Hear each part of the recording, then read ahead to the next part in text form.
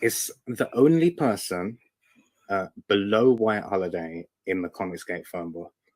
It's my favorite failed clone of Peter Sammetti. The YouTube WyzGyz. How you doing, Conrad? Welcome to the show.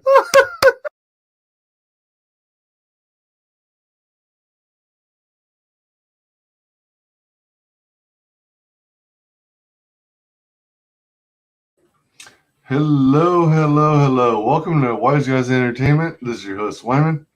We are joined today by a very special guest, William Willie Hazle. How's it going? It's going good, Wyman. Thanks for having me back on the show.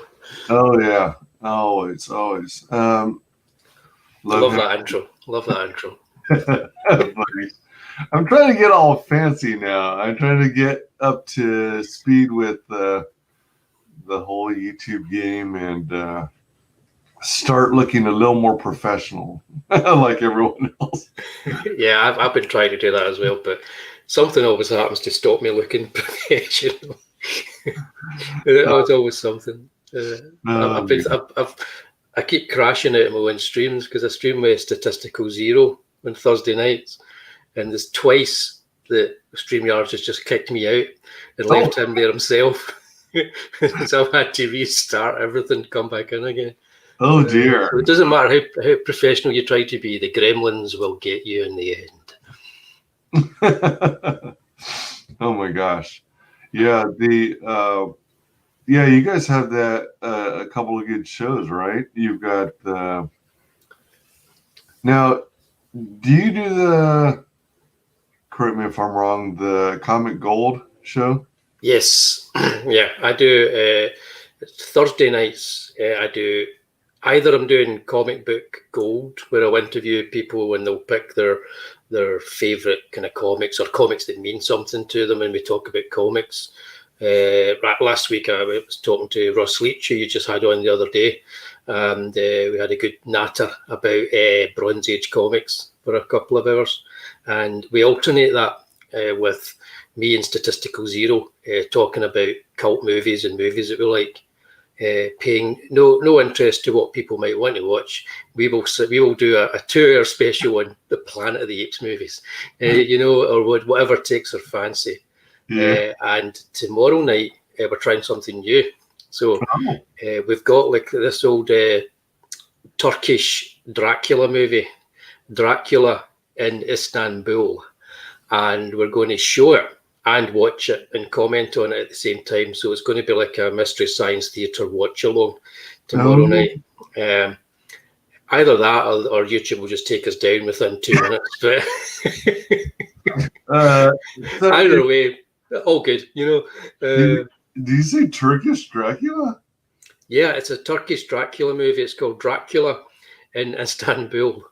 And it's in Turkish and it's subtitled, and we're going to watch it and comment on it. We did a special about last month or the month before on Dracula and looking at all the different Dracula movies, and talking about our favourites, from Nosferatu through the Bela Lugosi up to Christopher Lee's up to Gary Oldman, and but we just kind of teased. We just showed that there was a Turkish Dracula. But tomorrow night we're going to watch it and comment on it. Historically, it's interesting because it's the first time Dracula had his fangs in a movie. Really? Yeah, they did it first with Turkish Dracula. Prior to then, before Christopher Lee, none of them really had fangs. So is that right? Yeah, so it's at least got one historic moment in it where we'll see Dracula's fangs. Huh? But that's a trip. I've watched a wee bit of it and it looks interesting, to say the least. Interesting. Yeah, so I do that every Thursday night, one or the other. But tonight I've actually got a show tonight because I'm doing a special. I've started doing a horror special, and I've got the Rabbi from Another Planet is going to be on with me. Oh my God! And we are going to be looking at our favourite horror episodes of Doctor Who. So, oh my gosh, horror episodes of Doctor Who. We're doing that tonight. A lot of fun. Yeah, because I mean, a lot of the ones that we watched when we were kids back in, me anyway, back in the 1970s, were all based on like old kind of horror stories and very gothic. You know, the Tom Baker Doctor Who's and the John Pertwee Doctor Who's. So it's super interesting show, especially with the Rabbi. He's always good value. He kind of keeps the show moving along. So we should have fun with that. Oh yeah, I had him on the show the other day, and oh my gosh, he's so awesome. Yeah. I was trying to find that to watch it this morning because I saw you had him.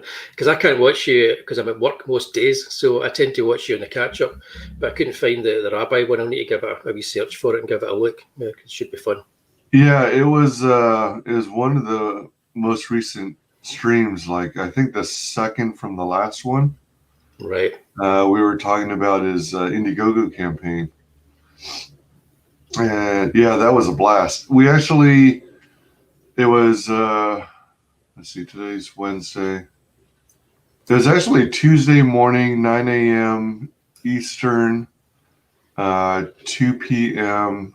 UK. Right. Or actually, yeah, 2 p.m. UK, and 4 p.m. Israel, where he is. Yeah. Yeah, so... It's weird, isn't it? You've got to get your head around all these different time zones now. Yeah. It's like... Some of, you know, I've been doing more streams at different times of the day, in part because I'm trying to work around all the creator schedules, but also based on when I actually have free time to do these. So sometimes I'm doing it in the morning, which is kind of cool because I get some of the crowd from UK and stuff. Yeah. Yeah, I kind of like set mine around Thursday's my streaming day, really, because I don't have the day job going on a Thursday, so it's the one day I can get myself organised for streaming, and sometimes on a Wednesday. Other than that, it's got to be the weekend with Sunday night with CG UK. That's it. So my two regular streams are Thursday nights and Sunday nights. Oh yeah, yeah. The things I enjoy most about your streams, I mean, I love both of them, but cheers, thank you. You guys are also freaking knowledgeable on the topics you cover. Like Comic Book Gold, you dig really deep into these comics you guys love. Yeah. And I must have stopped collecting comics actively at the latest mid 80s. So I'm kind of out of it in terms of mainstream comics. And then I got back into I got into ComicsGate September, October of 2019. So there's a huge huge chunk of comic book history I missed out on. Yep. And even the knowledge I have from the old comics is, you know, like top level information on, all right, I like these titles at the time, but I never was the type to be able to dig down deep enough to know the artists and the writers who were involved on most of these comics I enjoyed, or half the storylines. And you guys do like deep dives into it. And then you and Steto and these movies. I enjoy movies, but more from a huge entertainment value and just being there as a viewer and participant. I'm like, I don't usually keep track of directors, and I keep track of some of the actors and actresses that I like, but you guys blow me away with all the knowledge you guys have on these subjects. Yeah, well, cheers. Yeah, I'll say hi and hail to Drawing Aces here. Yeah, welcome. Drawing Aces. And I think I was always fascinated by the artists and then the writers when I was a kid. I remember getting the first Spider-Man comic that I got, which was a Spider-Man Weekly, because we got them reprinted as weekly comics over here, and just been completely fascinated by the Steve Ditko stuff, and not sure whether I liked it or not. you know, kind of like, but it's interesting, but I'm not sure whether I like it, but I loved the character because there was nothing like that. And as weeks went by, we would get the whole Spider-Man story every week from the 60s. So they were reprinted in the 1970s weekly. So we'd be going through a year's worth of Spider-Man in a couple of months. At the same time, we were able to buy the American issues at the same time. So we'd see people like Ross Andrew and Gil Kane drawing Spider-Man totally differently, and the stories would be different. So you'd be looking at his future while you're reading his past. That's the way I kind of had it as a child. I'm like, this is him now and this is him then. And I just became fascinated with the artists because you could see someone like Jack Kirby. You could look at his early Fantastic Four work, which I was reading in black and white every week. And then I was looking at his 1970s color work, which is totally different as I buy the American comics. So I was kind of getting, it was the same for all the kind of British kids that were buying these comics in like the early 70s. You were getting all the kind of like the 60s work reprinted, and you were looking at the 70s work at the same time. So you were almost getting a history lesson as to how these artists had progressed without any commentary. So you were piecing it together in your head. You were looking at the names of the artists, and you were looking at their work, and you were seeing how they drew differently. Wow. And so you would think, and then American comics, they had the dollar comics for DC. So DC would reprint old Golden Age stories in the back of their Batman family comics. So you'd be reading a modern Neil Adams or Jim Aparo story, and then you'd have at the back, you'd have like a Sandman or a Boys Commandos drawn by by Joe Simon and Jack Kirby. And so you began to understand the aesthetics of the different decades. And that just really fascinated me as a kid because I was trying to draw that way as well. I'd be tracing their work, and I'd be drawing it with felt tip pens on anything I could get my hands on to drawing. And so it's one of these things that's always kind of fascinated me, how artists and then writers, I started following writers as well. I think the first, Stan Lee, everybody knew Stan Lee. So you'd follow Stan Lee, and then you begin to realise there were different writers out there. And I became a wee bit obsessed with Steve Gerber when I discovered Howard the Duck. And the Defenders comics. So it's always been a case of like, I knew that if I was going to do any kind of YouTube stuff, I was going to do something that I was passionate and I liked. And not many people were actually just talking about comics. So ComicsGate were talking about a lot of the campaigns out there. Not many people were just sitting and taking sort of like deep dives into the actual history of the comics. So it's fun to do. Yeah. So being able to see the UK comics and then reprints of the US comics, it was like you were seeing two moments in time at the same time. Yeah. In the present. Yeah. Totally. Were the stories also different, or did they take stories from the US and then make the equivalents of those stories? No, they were complete reprints, just in black and white.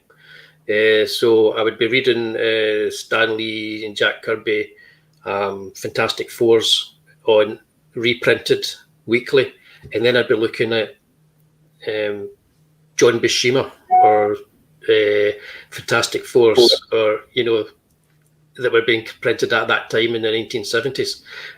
So it was the same characters, and Stan Lee was still writing as well, and then Roy Thomas was writing. Different writers would come on, and because you had the Marvel style, it was there wasn't that much difference between the 60s ones and the 70s ones. The big differences that you noticed as a kid were the 1930s comics and 40s comics that were being reprinted compared to the modern DC comics, and you could see how times had changed and how character wasn't really important in the old 30s and 40s comics. It was all about the crazy, wacky plots that they came up with. Lots of dense writing and one big adventure story in like about 8 pages. It was all kind of interesting, just kind of trying to work out the mindset of, because you started doing that, you tried to work out the mindset of the people that were working on them. And then a few years later, once I discovered that there was such a thing as a comic book shop, You know, you were able to buy magazines that had interviews and articles about them, and you began to say, "Oh, I was quite right in my thinking there," or "They wrote this way because of this or because of that." You know, so it's a pre-internet world where, to be honest, it was brilliant because there was no commentary, there was no drama. You didn't know whether the artists and writers got on or not. You just read the stories and you understood the styles of the people creating the comics, and that's what's really good about it. So even today, I try to ignore anything on Twitter to do with who's fighting with who and what's doing this, because I want to be able to just, if I read one of their comics, I want to just be able to enjoy the comic. Yeah. I know it's hard for me to even remember Marvel or DC comics being in black and white. I think by the time I got into comics as a kid, everything was already in color. No, they were always in color, but the British reprints of them were black and white. Oh, because it was cheaper. So they were reprinted every week in black and white, and they would only have sometimes they would have. They used to do this thing where they would take one color and they would use that. So it'd be black and white with magenta or black and white with cyan. Oh, okay, all right. Just to add a wee bit of color to it, or as we used to say, black and white with blue or black and white with pink, because that's how it looked on the newsprint. As if they were just printing it with pink. Almost like what they were doing with the covers of the early Teenage Mutant Ninja Turtle magazines. All right, cool. Yeah, I do know. Did you ever read Ms. Tree? It was a mystery comic. Yeah, it was a mystery comic that the Eclipse used to print, and then DC. But they had some issues that did the same thing, and it just gives it a kind of retro, unique kind of look. Yeah. It gives it a little bit more than just straight black and white. Yeah, it's interesting. It just gives it's like a different flavor. That's what I think. A different flavor of comic. Were there any grayscales, or was it solely just the spot blacks and? I think sometimes they would have kind of grayscales, but generally, I think that's when they started printing them or reprinting them. They would do things like that, and then as it went on with the mass production, I think the paper stock got a wee bit better. They would just reproduce them essentially the way that the Essentials did it when Marvel put out their Essentials books and the showcase books from DC. So just the line art. Welcome, Leonore. How's it going? Good to have you. Hey, Leonore. So with you getting to experience both the black and white with a given color on the reprints of American comics, plus all the comics you got to enjoy from the UK,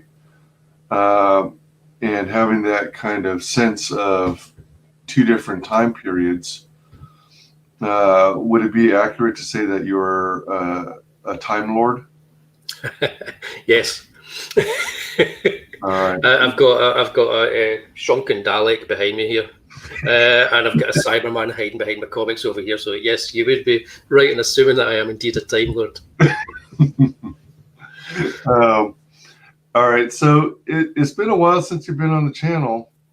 Would you mind taking a moment and just kind of taking us back to your early years and your early career, and what your origin story is, how you got interested in comics to begin with, and how that ultimately led to your releasing your own crowdfunded comic books. Definitely. Well, shortly after leaving Gallifrey with a stolen TARDIS, I came to Earth and took on the form of a child. And as a child, I immersed myself in the culture, which was mostly 4-color or black and white, as we've already talked about, and also included a thing called a CRT TV screen, which would make your hair stand on end if you went too close to it. And you would sit this close to the movie watching Tarzan all pixelated in front of you. So, I did...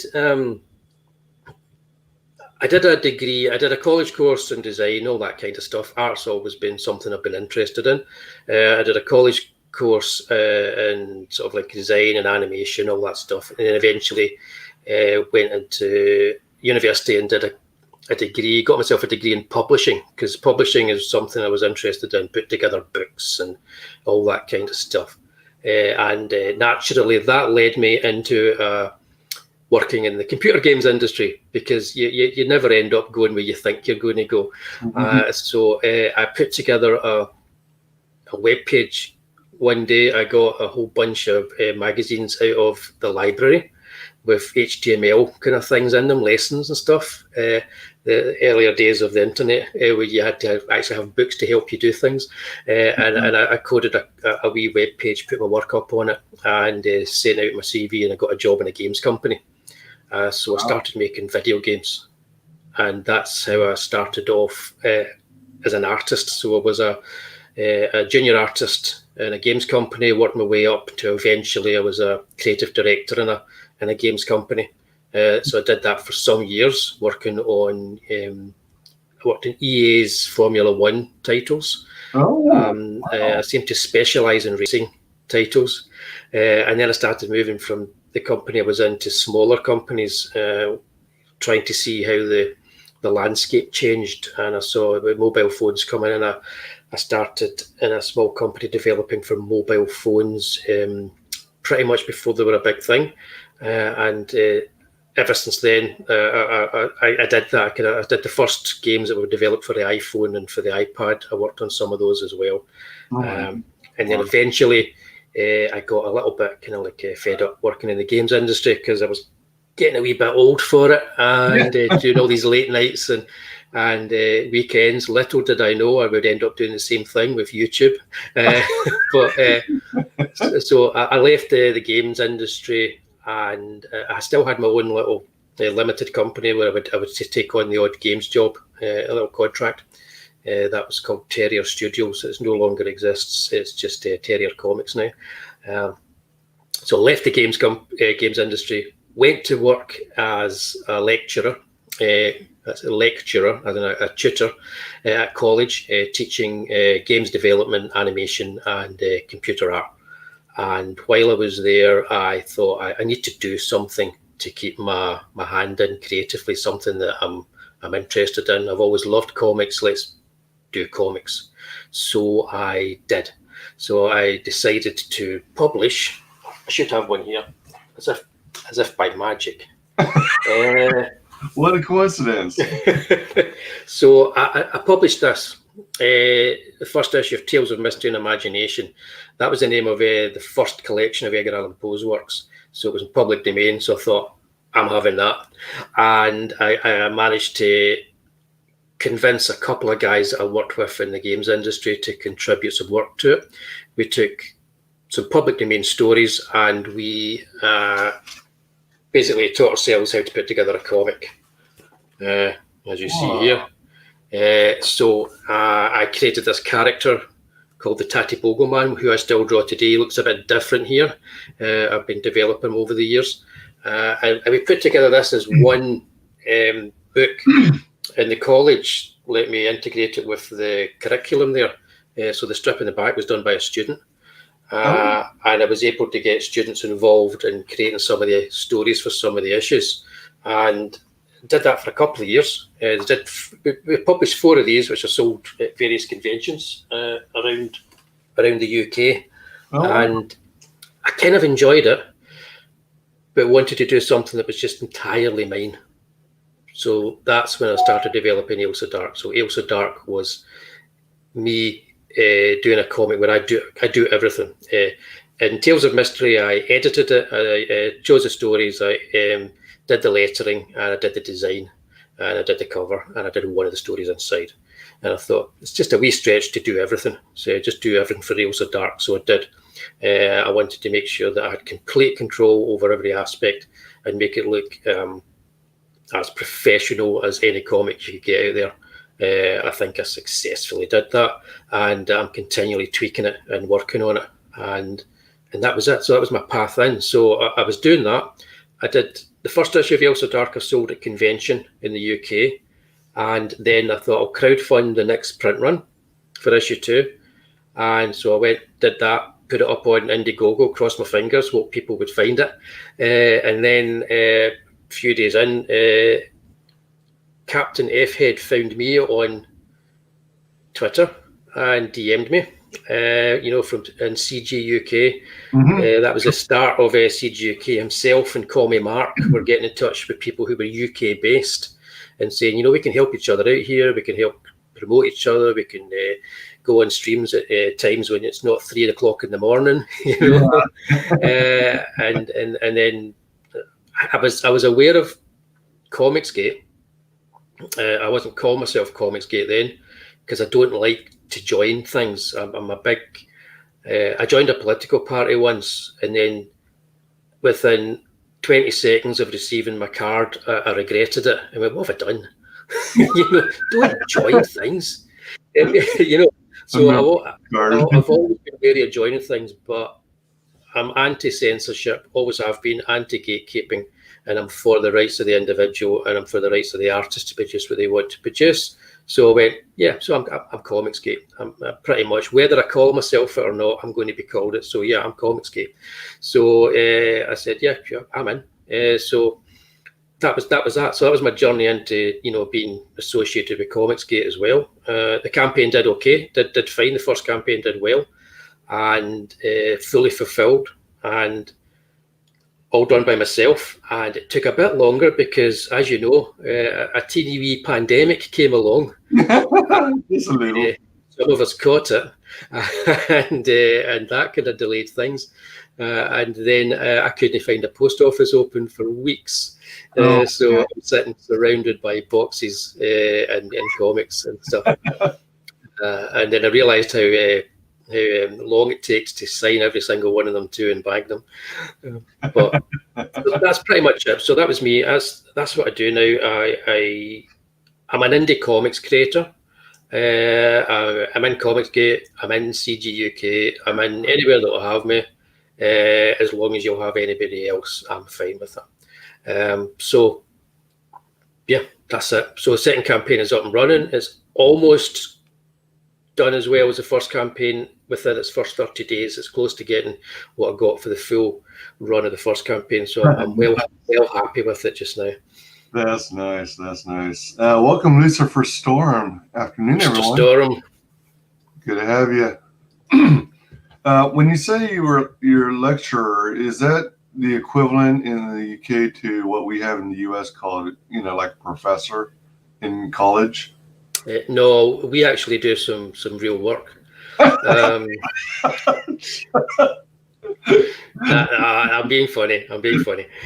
No, people have this idea that they'll stand at a lectern and they'll just talk to people and then they'll go away. They have an idea that's what it is. That's not what we do. We do give the odd wee talk, but no, we're hands on. So it's almost like if you're going to go to a university or a college where you've got somebody who stands and just talks to you for an hour in a lecture, fine. You're not going to get that if you come to one of our colleges. We're going to be hands-on. We're teaching you software. We're teaching you how to actually, we're teaching you the creative process, how to use research properly, how to develop ideas, how to take criticism and critiques, how to use the software to your best advantages to create the work that you're going to create, and also help you choose routes in life as to whether you're going to go straight into industry if you can do, or if you're going to go into further education at university. So it's very much an extension of going on from high school, and it's a little bit more kind of like we don't lead them by the hands, but we give them a lot more scaffolding to help them. So it's not just to listen to us drone on for an hour and then write an essay. None of that rubbish. Right. Yeah, I'm not all that familiar with the UK educational system. Hey, welcome, Gothic Arch. How's it going? Hail. Gothic. Like a bit of Gothic. Yeah. So you guys do have high school like we do. Like we've got 4 years of high school. And like from there in the US system, you either go to a 2-year junior college, which is comparatively cheaper, for the cost of education, or you go to like a 4-year university to study a given major, as well as take a series of general education courses as they're called. Yeah, it's similar. It's kind of similar here. That's kind of the same kind of thing. But you can do the college courses and not need to go to university. There's a lot of people can do the college courses and then they can find themselves into a job position somewhere. You come out, the way we do it, you come out with a good portfolio of work at the end of a couple of years. You should have if you're a dedicated student, you should have a good portfolio of work. And what it does is it allows you to go into perhaps the second or third year of a university course. So you don't need to do the full 4 years. You kind of you jump ahead in the queue, as it were. Oh, wow. Yeah, that sounds like it's actually useful. The way things should be done. It is. It is more practical and better prepares you for the quote unquote real world. It is. It's kind of like it fulfills a wee bit of a role that is lost when apprenticeships went away. And I think they still have them, but they're coming back as well. But a lot of kids, they know what they want to do, they know what they're good at, they just need somewhere to go to help them hone that skill and get their head around how that industry works before they try and kind of like carve a path for themselves in that industry. Yeah, out here when I was in high school, there was something available to some people who pursued it called like technical school, where I guess, I don't know how it worked because I never really researched it. I guess I was too lazy at the time. But there were these technical schools that usually trained you in things like auto mechanics.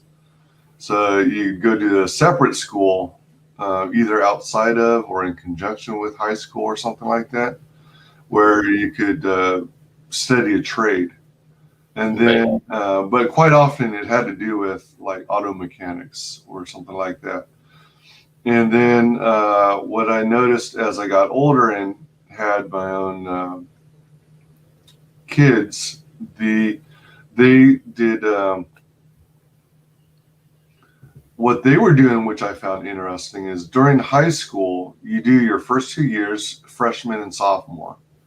And then at that point, you have an opportunity to go to a training school and learn a trade, anything from like nursing to cosmetology to veterinarianism and things like that. And I thought that was pretty cool because once you get out of those, after 2 years of schooling during the high school years, not, even so far as to, college, you can have like a certificate of completion or something like that and actually start in that field. Yeah. Which I thought was pretty cool, actually. Yeah, I think we need to get back to more programs like that. As long as there's a jobs there, that's the things. The industries are there.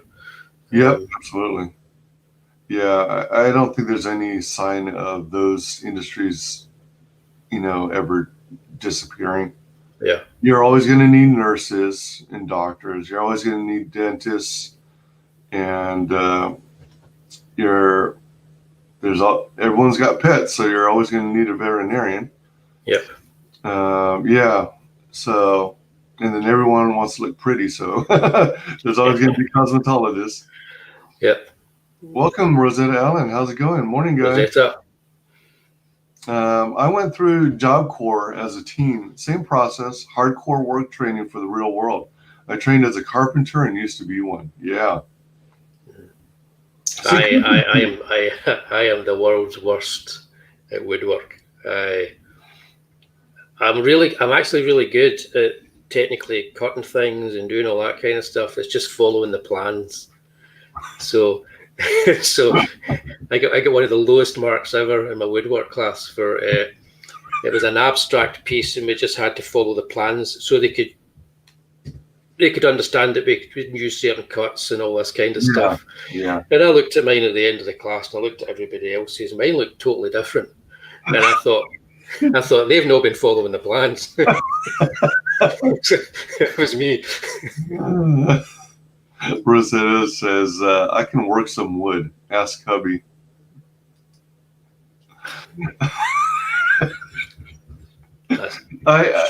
In high school, shocking.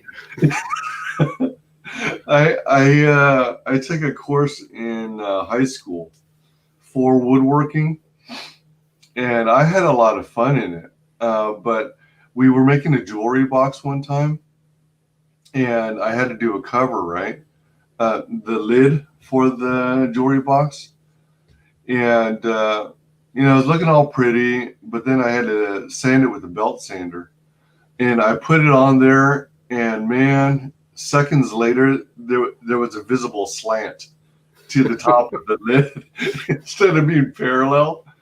And then I had to get my instructor's help to help me level it out and fix it. Yeah. But I made a stool like that. If you turned it upside down, it looked great. But if you turned it the right way around, it just was like that. Yeah, it was fun. One of the things that was, you'd earn like points or score for every project you completed. Yep. And at the end, it was between another fellow student and I. We were like neck and neck in terms of score. And whoever had the highest score at the end of the semester or whatever won quote unquote golden hammer. So it's basically a real hammer spray painted gold. And I was so pissed when he eked out the win, and I was left with nothing except experience. He should at least have had a silver spanner or something for somebody. Yeah, exactly. Not to WyzGyz it isn't he? He knows my foul mouth trolling. I still make a lot of stuff by hand and do my home repairs. Yeah, that's awesome. There is, man, I don't know what got into me, but there was this program that was advertised where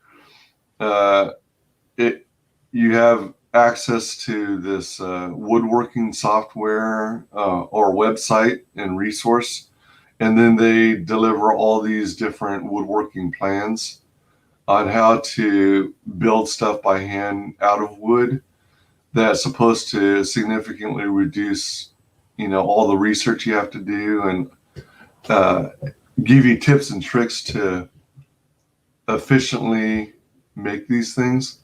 Yeah. And I still haven't touched it. I got the subscription. It's like, ooh, that sounds really cool. I'm going to do it. You feel all gung ho about it, and then you pay for it, and then you don't do anything with it. Yeah, I used to do that a lot. I remember years ago, I was going through a box and I found a book I bought with some tapes, and it was like, I'm like, teach yourself Japanese. And at some point, I must have thought, that's a good idea. I'll buy that. Yeah, exactly. I still have a computer CD-ROM that I think was purchased when I had an IBM Intel PC that teaches you Chinese, and I still haven't popped it in.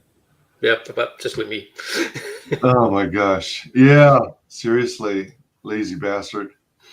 Yeah, that is. That's a fact. That's a fact. Oh my gosh, I really gotta see. The thing about COVID is, and the stupid shamdemic, as it were, is so many people around the world could have taken advantage of it and used it to learn a new skill and beefed up their existing skill set in whatever industry they really enjoy or the one they're in. But I think most people didn't. No. I did. I YouTube every Thursday. That's about as much as I can say for mine. Yeah, I spend more time making my thumbnails than I do on the actual shows. Well, the thing about your streams is that they look so polished and professional and organized. Thank you. And me, on the other hand, I'm throwing together things willy nilly and hoping it'll work out. But yeah, you've got all the slides, you got all the screens, you got photo references. That's you got stuff to look at, as well as all this engaging conversation to listen to. So that's what I'll probably be doing a wee bit less of that because it is time consuming. A wee bit less of that, especially now that I do a video at the start of every CG UK, because we have little slots in that show now. You might have noticed, and I always do a wee video that kickstarts the episode. So that takes up my Sunday morning or my Sunday afternoon putting that together, whereas I used to do all my thumbnails on a Sunday morning for my shows. It is kind of that's one of the things that really turned me on to live streaming. The fact that you didn't have to spend so much time editing and splicing and looking for screenshots to include in pre-recorded, uploaded videos. But now I have to go back into doing that because YouTube's algorithm has always been more preferential, from what I've seen, to uploaded videos. That's the one thing I don't pay any attention to what's going to be successful as a show. It's like, so I'll talk to WyzGyz and we'll go like, what we do a show on this week, and it's like, so at the very start we did people like horror, so we'll do like horror anthology films. So we did that, and then next one we did old school 40s and 50s detective movies. It's like that is not going to go sailing along, loads of people finding it on YouTube, and then we just kind of we just do things that we're interested in. But there's Doctor Who tonight, so we'll see if that has a wee spike. You never know. Doctor Who might do it. Oh my gosh, yeah. I was interestingly recently added to a group DM for Doctor Who supporters. I mean, not the ones who support the SJW Doctor Who, but the ones who are fighting the good fight to try and keep Doctor Who alive, the original previous seasons before the Chinball era. Yeah. And it's interesting watching their discussions about it. And, they're going through the same thing ComicsGate is, and Weeb Wars and Phantom Menace. Well, I mean, in my opinion, the Doctor Who stuff is part of the Phantom Menace stuff. But yeah, Rosetta says, I'm very talented at throwing off WyzGyz and wrecking his streams. My apology to William. He seems like a nice guy. He seems a nice guy. No need to apologize. Hey, Commie Mark. Hey, Commie Mark. Hey, Wooly. Hey, you filthy commie. Yeah. So super cool stuff. Yeah, I love CG UK. You guys are a blast. So much fun. Cheers. Common Mark says, people might disagree, but I think the latest Doctor Who is the sexiest one yet. How dare you? Oh my goodness, me oh my. So you are on AILSA Dark, Werewolves and Bampots, the full saga. Full saga, yeah. And this brings the whole storyline to a conclusion, right? It brings this arc to a finite conclusion for some of the characters. Others will go on for the next couple of arcs. The first camp, because like I was saying, I originally just was fundraising to get money to do a print run for conventions. This was before ComicsGate and everything else. So I had the idea that it was going to be single issues, and like every time I went to a convention, as normally happens, the same people come back and go, "I like that. Have you get the next issue of that?" and they buy it from you. But thanks to the mighty pandemic upon us, there's no conventions or anything anymore. So I was looking at the model for fundraising. I'm thinking single issues is not the way to go. As much as I love them, it's not the way to go. So I had planned to do 4 single issues for the storyline, kind of like old school 4-issue miniseries sort of thing. But I thought with the first campaign, you got the first 2 issues. And I thought with the next campaign, I don't want to do it with 3rd issue and then people have to wait for another campaign to get the 4th one, because it takes a long time to get these campaigns put together and to get them finished, because like most smaller kind of creators, it's not my day job. So I spend like a day or a day and a half a week working on the comics. So I don't want people to wait too long to get the conclusion. So this is going to be a bumper-sized final 3rd issue. The first 2 issues were both 36 pages. This is going to be a 52-page giant-sized conclusion. And there's always a chance that might grow a little bit because I get carried away sometimes when I'm drawing.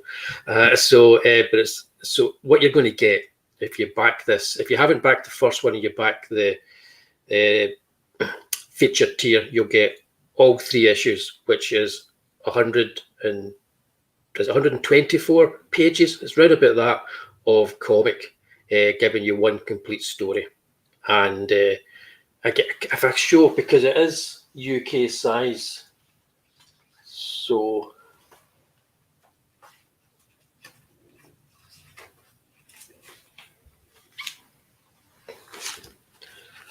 that's the equivalent Bronze Age American comic here compared to the A4 kind of UK size.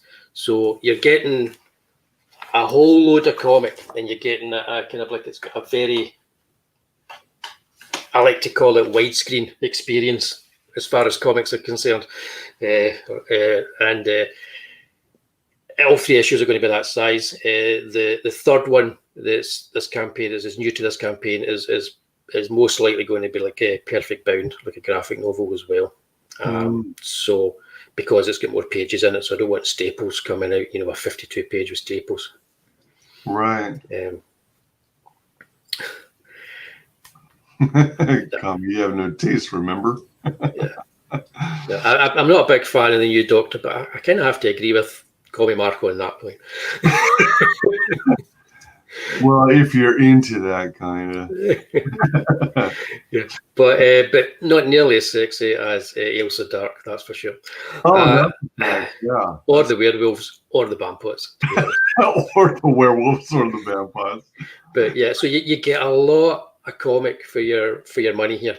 Yeah. So the featured tier, you get all 3 issues. And there's also options for add-ons. So if you got the first campaign, and anybody who got the first campaign already have the Tatty Bogleman 3D comic, that's there as an add-on if anybody wants that to old school. Put the specs on, you get the specs, and you can read a nice old school horror story in 3D. Yeah, that was a neat part of your previous campaign. Yeah, so there's a wee bit of 3D in this one as well. I've got there's a set of postcards as an add-on too, and one of the postcards is the Tatty Bogleman Wants You print in 3D. So it's a 3D version of the Tatty Bogleman Wants You print. So I'm still doing I think every campaign is going to have a wee bit of 3D in it. I think that's an interesting old school thing. Kind of like people can. It's a gimmick that's fun for people. Even if people who can't see 3D, don't worry, you get the story as 2D as well. So yeah, people like me with glasses. It was always kind of challenging wearing those 3D glasses, so I would often have to just hold it in front of my glasses. But it's a fun effect, I put them. Because the way I work, I cut the ends off the 3D glass and I put it inside my specs. So I've got my glasses with the 3D inside. So when I'm doing the pages, they're not falling off, Yeah. And when you're doing the pages and you're looking at your screen, sometimes the screen can go 3D as you're looking at it, because different colours will move out or in depending when you're looking at the screen. So every like 10 or 50 minutes, you have to take them off. Yeah. Kind of go like that and put them back on again. Reorient yourself. Yeah. It's fun though. For sure. Lucifer Storm replies to Commie Mark, I'm doing good, buddy. Just working on Lady Satan while enjoying the stream. Can't wait to get my copies of AILSA Dark. Yeah, cheers, mate. Lady Satan is looking great as well. There's a lot of cool, interesting horror stuff out there, and it's all looking different. That's what's nice. Yeah. You know, the funny thing, I might have mentioned it to you already, but, you know, prior to ComicsGate, I was never, you know, genre horror and zombies has never been my thing. I'm more into like action adventure, superhero stuff. And then when I got into CG, I started finding more and more that I was starting to back campaigns that involved zombies and horror. Yeah. There are so many people in this community who are into that stuff that inevitably I ended up starting to back all those types of projects. Yeah, I look at AILSA Dark as horror, but it's also an action adventure strip more than anything. It's a hybrid of different genres. It's all the things that I talk about with Stato on a Thursday night. If you watch that show and you read AILSA Dark, you'll kind of go, oh, hang on a minute, I know where he's getting this from. You know, he's channeling something here. So I don't. I think I was talking with, it was either Russ or Lucifer I was talking to about this. I don't try and have styles that I copy, or I say I'm going to do this in the way of a certain artist or writer. What I like to do is I like to have a mindset. So I like to try and put myself in the mindset of a certain artist, a certain writer, or when I'm working on something. So when I'm working on AILSA Dark, I put myself in the mindset that what if I was making a Hammer movie in 1973? Right, so I'm making a Hammer movie in 1973 and I'm making it in Scotland, right, at the present day. What if I was going to put this comic together like Paul Gulacy put together the Master Kung Fu comics?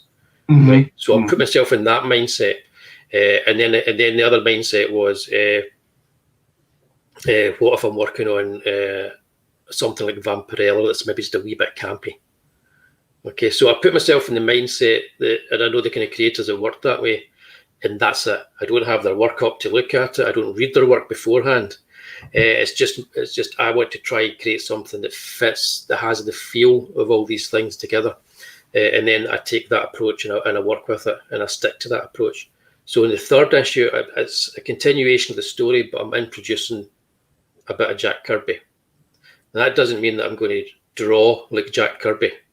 What that means is I'm going to try and have a sense of pace and urgency that Jack Kirby had, and also a sense of kind of like epicness that Jack Kirby had, because it's leading up to some kind of an apocalyptic ending. So, of course, Jack Kirby, he thought bigger than any other artist and writer in comics. So I'm thinking about him while I'm drawing the pages, but not his style, just thematically how he would work, and so that's kind of how I approach creating the comic, and it's working so far. I'm just drawing in my own style and kind of modifying it as I go on and kind of finding my feet. And I think by midway through the second issue, I'd found them, which is why I went back and remastered some of the first issue.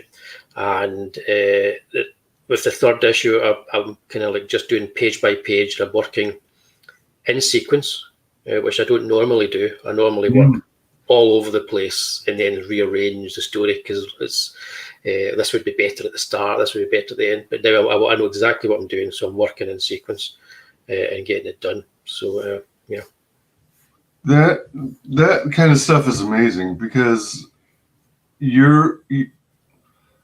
since you have a strong understanding of how these artists work and how they approach things and how they, I mean, you're literally like breaking down their style and, focusing on what makes their style what it is, how it works.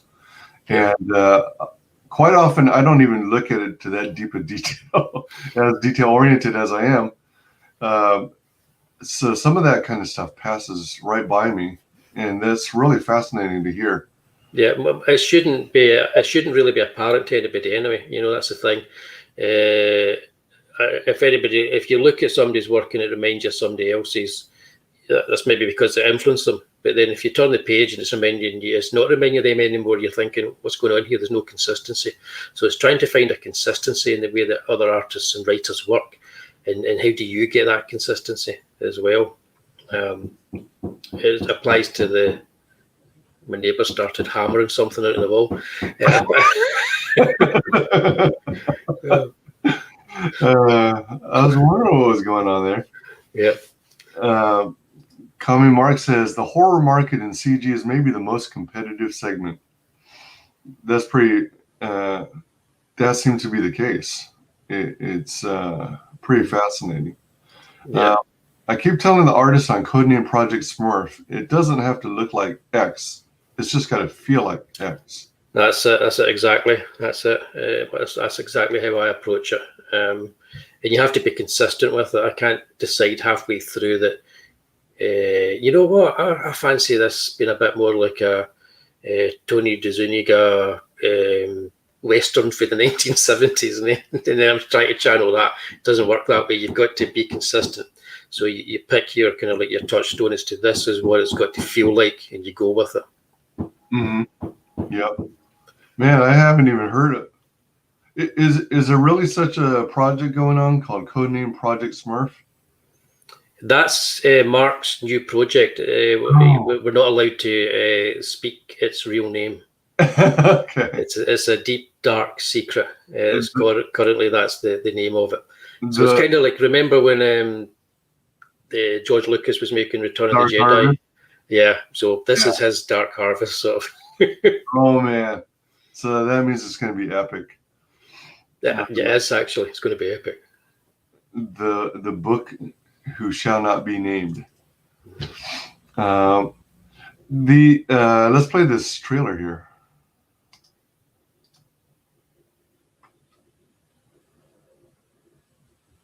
Uh-oh. Hold on. The ghosts are moving tonight. Rest tonight. Rest tonight.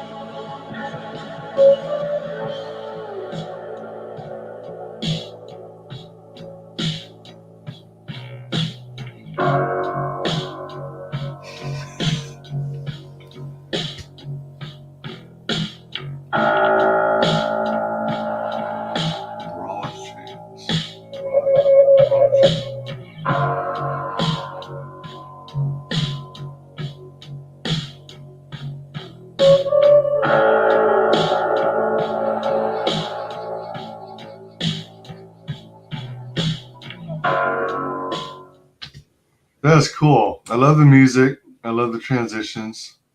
Cool. Thanks. What are Brawlachans? A Brawlachan is a Brawlachan. Yeah, so it's a hard C with the CH. Brawlachan is a mythological Scottish beastie, a kind of a creature of the night that can take on forms. And I think originally they were created to stop children wandering into the woods. They would tell stories of, if you go in there, you'll be caught by the Brawlachan, So they are kind of like monsters or creatures of the night. So I just like the name. So I took it for the Tatty Bogo man. So he's actually a Brawlachan. That's the kind of creature that he is. And there's only one of his kind, and he's it. So he's not in the AILSA Dark comics, or is he? You know, he's in the same universe as AILSA Dark. So people have all, they see me putting stuff out there with the Tatty Bogo Man, and he's got his own Twitter, so you can follow him as well. And so does AILSA, but she doesn't tweet much. But Tatty Bogo Man, he's all over it. So you can watch my work on the Tatty Bogo Man and AILSA Dark as two separate kind of projects, which they have been up until now. But I've always kind of had them connected in the work that I've been drawing. So there was a print that I did in the first campaign that everybody got as a thank you for backing. Yeah, that's a cool one. I like that. And you can see that the Tatty Bogo Man, in fact, I'll turn it this way. The Tatty Bogo Man is here, and he's going to get the jump on AILSA, who doesn't quite see him yet. So they've always kind of like been connected in my mind, and there's a good chance that with the third issue, you'll all see whether or not they're connected in the same universe or not. Ah. Yeah. Cool. Seeing he's in the trailer, you never know. Yeah. So on my screen, it shows a fixed goal of 1069. Is that 1069 UK? Oh, wait. No, that was that was dollars. I was wanting to do a fixed goal of $1,000, but the exchange rate changes all the time. So you try to put in a fixed goal. So I put in the fixed goal of about £800, and that came out at 1069. So the reason being, I'd worked out with the last campaign what I needed to get a print run going and to get everything sorted and just kind of like fulfill for the backers. And I thought that's it. So I'm not going to kind of like make it a huge amount. I'm not going to go way down and say, some people put a very, very low amount and then they get it really quickly. So I just put down, realistically, this is what I need to get this up and running. And we got it in 45 minutes, which was great. So if I knew we were going to get it in 45 minutes, I'd maybe put it higher, but we got it in 45 minutes. So it's funded. Everybody's getting all the stuff that they've got. The first stretch goal was funded as well. In no time too. So the Tatty Bogo Man print that everyone's getting. That was pretty epic. Getting fully funded so soon. So this is your second campaign, right? Yes. Yeah. I wonder why it didn't show me on the first screen that it was your second campaign, or that you have a total of 2 campaigns. I don't know. Right. Well, that's weird. Yeah. Usually it'll say here. Yeah, that's weird. Yeah. It says I've got 2 projects down below, just below story. You see, it highlights 2 projects. Wait a minute. Did you gain a backer or did you lose a backer? Because I thought it said 3616 when I was looking at it. That's the exchange rate thing going on. Because it's in pounds here, so it's actually, hang on, I'll bring up. Yeah, it fluctuates depending on the time of day and what day it is. How weird is that? Oh my gosh, it does it like in roughly real time? Yeah. So right now the campaign I'm going to refresh mine. It's £2,706, right? And that's whatever that is in dollars. If the exchange rate changes, it will change in dollars. So that's what I mean about it's near impossible to get it looking like a round $1,000 figure if you're doing it from the UK. And you kind of want to do that, but it doesn't let you. So you go for the closest round figure in pounds. And in my case, it would make it 800, and that came out at just over 1,000. So it's just a quirk of the exchange rates and the way things are going right now. Did you list it in USD because a chunk of your market, the backer base, is in the US? No, I just list it in British pounds. It doesn't really matter either way for the backers because they'll see in whatever currency, whatever territory they're in. Yeah. What's interesting is that as far as the gold goes, for some reason it's listed in USD on my screen. Yeah, it does that. That's why I was trying to get it to be a nice even $1,000, but I couldn't get it that way. All right. So it shows when you hover over it, it shows you the gold in pounds, and then it shows you the gold under. Yeah, I see that now. Converted from 2706 Great British pounds, raised of 800 pound gold. And then down below in the tiers, it shows you British pounds first, followed by conversion rate of 60 USD here. All right, does it do that? That's interesting. Yeah. Let me see here. So it's got 4 days left. Are you doing the dealio where you've got 2 30-day rounds of funding, or are you doing one like full 60-day funding? I'm going to extend and do the 60 days. Go the next 30 days. Yeah. I've got, because this campaign is going to be fulfilled next year, so I might as well take the full amount of time that they give you on Indigo to have the campaign run, and then I'll go on demand. What I did last time was, as soon as I had the work off to the printers, I stopped my in demand. So a lot of people just keep it going, but the way everything was going at that particular time, everybody was in lockdown. I was sick as a dog. There was no way that I was going to get the stuff out to everybody. I stopped the campaign so I could just concentrate on fulfillment, because I wanted to make sure that everybody that backed it got it as quickly as possible as soon as the post offices were open again. This time, I'll see what I do. I might leave it in demand until I'm ready to go with my next campaign. But I've got my schedule for campaigns worked out for the next year anyway, so I know what's next. It's in the back page of the Tiny Bogleman 3D special's got an advert in it. That advert is what's the next campaign after AILSA Dark, the full saga. So nice. I've got 3 or 4 campaigns already kind of like prepped and ready to kind of like go live over the next the next year and a half. Yeah. Holy cow, that's planning. That's planning for sure. Speaking of post office, do you use, refresh my memory, do you use Royal Mail? I do, yes. All right. Yeah.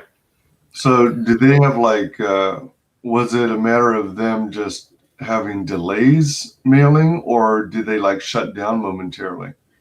They just weren't open because of the lockdown. And then when they were open, they were only open for certain times in the day. So that must be a long line and stuff. And then I had to self-isolate as well. So at one point, so when they were open, I couldn't actually go to them. So it was just like one thing after another. And then a wee bit of normality. Things were starting to open up again. It was just a case of me going to the post office with a dozen boxes every day and getting them out there, and getting them off. So, and over a couple of weeks, I think it was over 2 weeks, I managed to get all the stuff out there. You don't realise just how much effort it takes to. You sign all the issues, you bag all the issues. I wrapped them in tissue paper, nice tissue paper, put a wee bit of tape on it. Then you put in you get the 3D specs as well. And you get them all inside the box, and then you fix the box up, you tape it, then you put them in pencil, you write down what tier it was, and you put it in a wee kind of like pile. And then 20 minutes later, you kind of find a 3D glasses, and you go, oh, you know. I can imagine. Oh my god! And your head's just going. Call me Marco, no, because he used the same kind of boxes and he was putting all kinds of things in there. And suddenly you're kind of go, did I put them in that box? And so you get a wee scalpel and you open the box and you go, oh, I forgot to put the glasses in. You got to do it all over again. Oh man, yeah, I can see that. So when you were sick as a dog, does that mean some of your books came included with some awesome COVID? No, you're fine with that. You're perfectly okay. That was well before the books came. Yeah, well before the books came. Yeah. In fact, I should have actually filmed myself packing them as well, because when I put the books together, I was wearing like disposable gloves. And I was signing everything, and I was putting everything in, and then I was putting it. Once I was finished with one batch, those gloves were in the bin, and then the next day with the next batch, new pair of gloves, and I did the whole thing. So although I was clear with the COVID, I was still taking all these precautions. I should have photographed that and put it up on the old Twitter. Oh man, yeah. Common Mark asks, are there any mistakes or missteps you've learned from the first campaign? I don't know if it's like missteps. The first campaign was unique because, like I say, there was no community out there, so there was no CG UK. You know, you guys kind of like kickstarted, and there was no way that I knew that anybody that was on my mailing list was going to back the campaign, because my mailing list was made up of names that I got at conventions. So I'd be going around conventions, and they would actually write on a bit of paper, and they'd give me their their Gmail or whatever, and then I would input them into my database. And there was no way of knowing that they were going to actually back the campaign. Luckily, on day one, I sent out an email. I hit, submit, and submitted the campaign, and within an hour, somebody had backed it, and I was like, whew. One of the things I did was I was actively trying to get people not to back it just because they wanted to help me with the campaign. So, it's like, no, don't just do that. I want people who don't know me to back the campaign so that I've got a good idea that people are interested in it, because you've always got like friends and family. They'll say, oh, well, can I help you out with that? And you're like, no, you don't need to. Please just, if you really want to, hold back until later on and you can back it. I want to get an idea that people are interested in this. So people were, and they backed it. I found that in the start of the campaign, from the start of the campaign onwards, because I had so much going on as well, even before the apocalypse hit us all, because I had so much going on with personal life, just insofar as we were putting our property on the market and we were doing it up. So do not start a campaign if you've got something else on the go.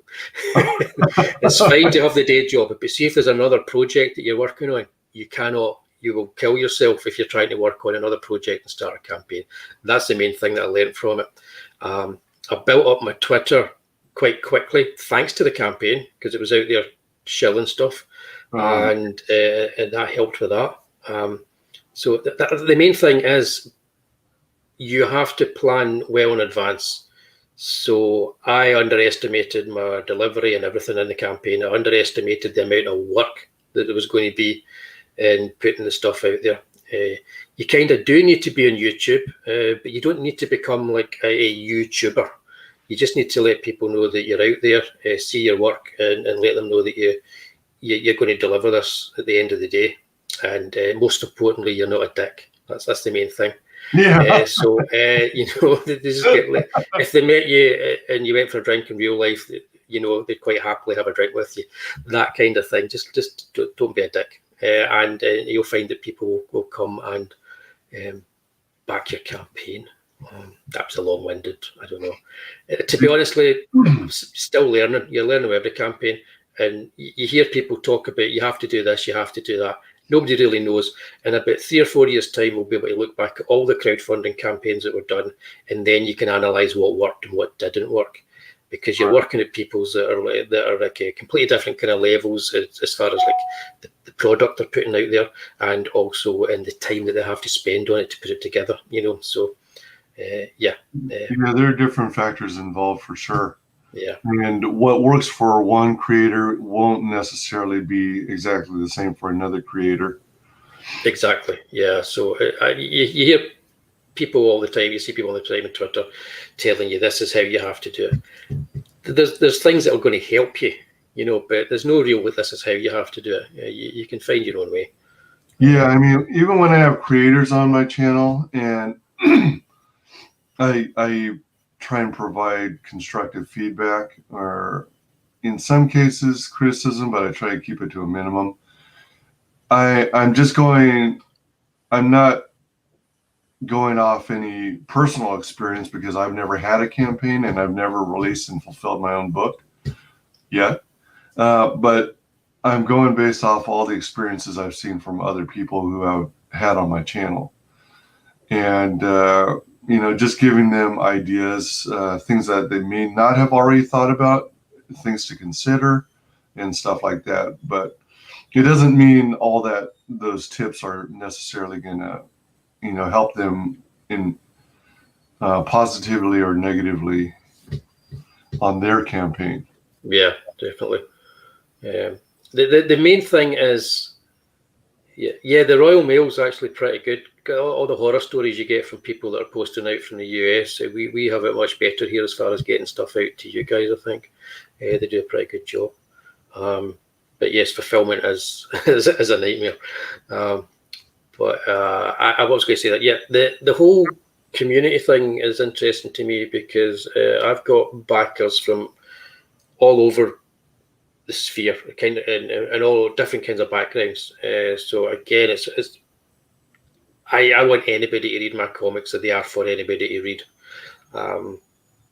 and being able to connect with people on Twitter and on YouTube, and the chats on YouTube is really great.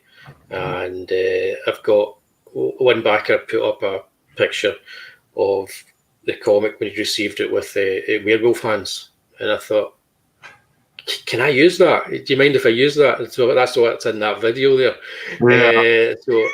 It's great when stuff like that happens. And then I had a character that I had to draw as well. And I've done this. I've got previous for this because I've killed quite a few people. I needed to kill somebody at the start of issue 3. This kind of snobbish werewolf hunter, expert on werewolves, Armand Broussard. And so the guy that did that, Pete, the guy that did that photograph, I used him as the model for the guy who gets killed, and then I sent it to him, and he was okay. No, I'm fine with that. That's great. So things like that as well. So it's been able to kind of like bring people in as part of the process, and as we thank yous and all kinds of stuff is really cool. Yeah. I mean, the Tatty Bogo man has killed quite a few of my readers in previous comics that I've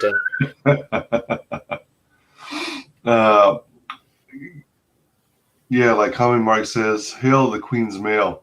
Out of all the books I've gotten from the UK, I've never had any issues yet. So that's a good thing. Yeah. And with fulfillment being a nightmare and your experience with it, are you self-fulfilling this campaign as well? Yes. Yeah. I say it's a nightmare. It's just more backbreaking, It's like you clear your space. You've got, this is how I did it. I had 3 comics and a pile of comic bags that kept sliding off. I had Sharpie pen, tissue paper, 3D glasses, which occasionally I forgot, and then the prints, and then I had the Jekyll print, which was the expensive print that I had done, and I've still got a few of them. So I think once we go into the next 30 days, I'm going to introduce that as a wee kind of like add-on or a wee extra that people can just buy on its own because they're really nice prints. I love the print. That's that very fancy print. That's nice. Yeah. So that was limited to 75. I've still got a few of them left. So I figure if we are going to go on to do another 30 days, I should put something else up there just to say, I'm not going to offer this to anybody. So I had them all out there. I had to go through all the fancy prints and sign and number them at the back. So you'd get like my signature 1 of 75 or 2 of 75. So everything's ready to go. So it's like bag, 3D glasses, tape. We've got the tape along the top of like a computer or somewhere else, just everywhere. I just take a bit off. Then I put them together, get the prints, tissue paper, wrap it, bit of tape, put it in the box, fix the box, close the box, write in pencil what tier it is, put it down. do it again, get the Sharpie, sign, bag, and you go through all this. You've no idea how much time it takes, and you end up, you're like, my back's killing me. And that's what we mean by it being a nightmare more than anything. It's just, it's time consuming. But there's no way that I'm not going to do that next time, because I want to make sure everybody gets it well boxed, well packaged, they get it safe and in good condition. And that's the only way you can do that. And I like the kind of like the human touch. If you get something through, and I think it was like Captain F Head did a video of unboxing it, and he was well chuffed by, you know, the posh tissue paper and all that kind of stuff. I think people are, if they open it up and they know that it's been packaged and put together with a wee bit of love and care, surely the books have too. And I think that's usually the case. Yeah, absolutely. It gives it that impression. And what might take it up to the next level is if, you know, with the threat of a lot of countries going through a second quarantine shutdown, if instead of tissue paper, you wrap it in toilet paper, that might increase the value of it.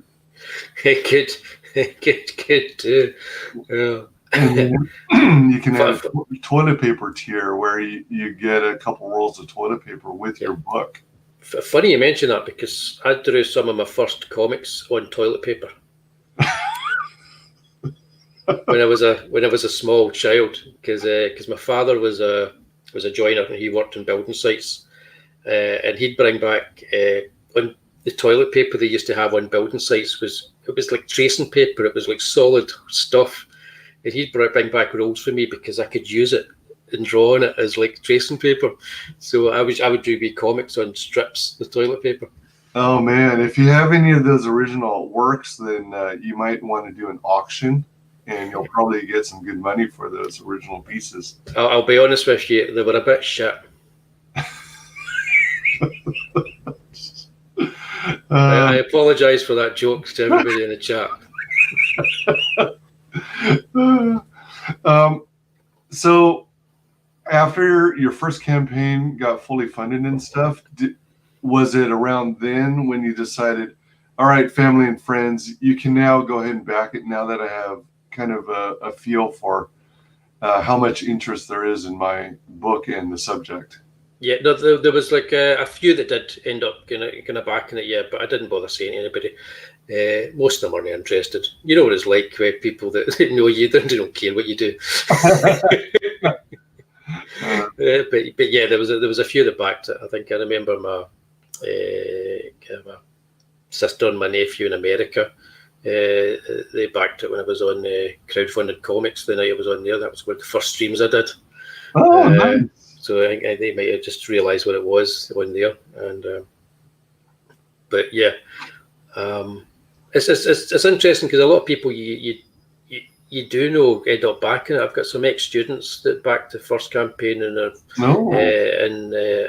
have either backed or going to back this campaign. I get like messages from people saying, you know, you are going to go in demand, aren't you? And I'm like, yeah, because it's like it's tough right now. People don't have much money, and jobs are a wee bit kind of like they're not sure about jobs in certain positions, you know. So nobody really knows how safe everybody's job is right now, the way things are with the COVID and everything else. So I'm just happy when people even just share and get the projects out there. Yeah.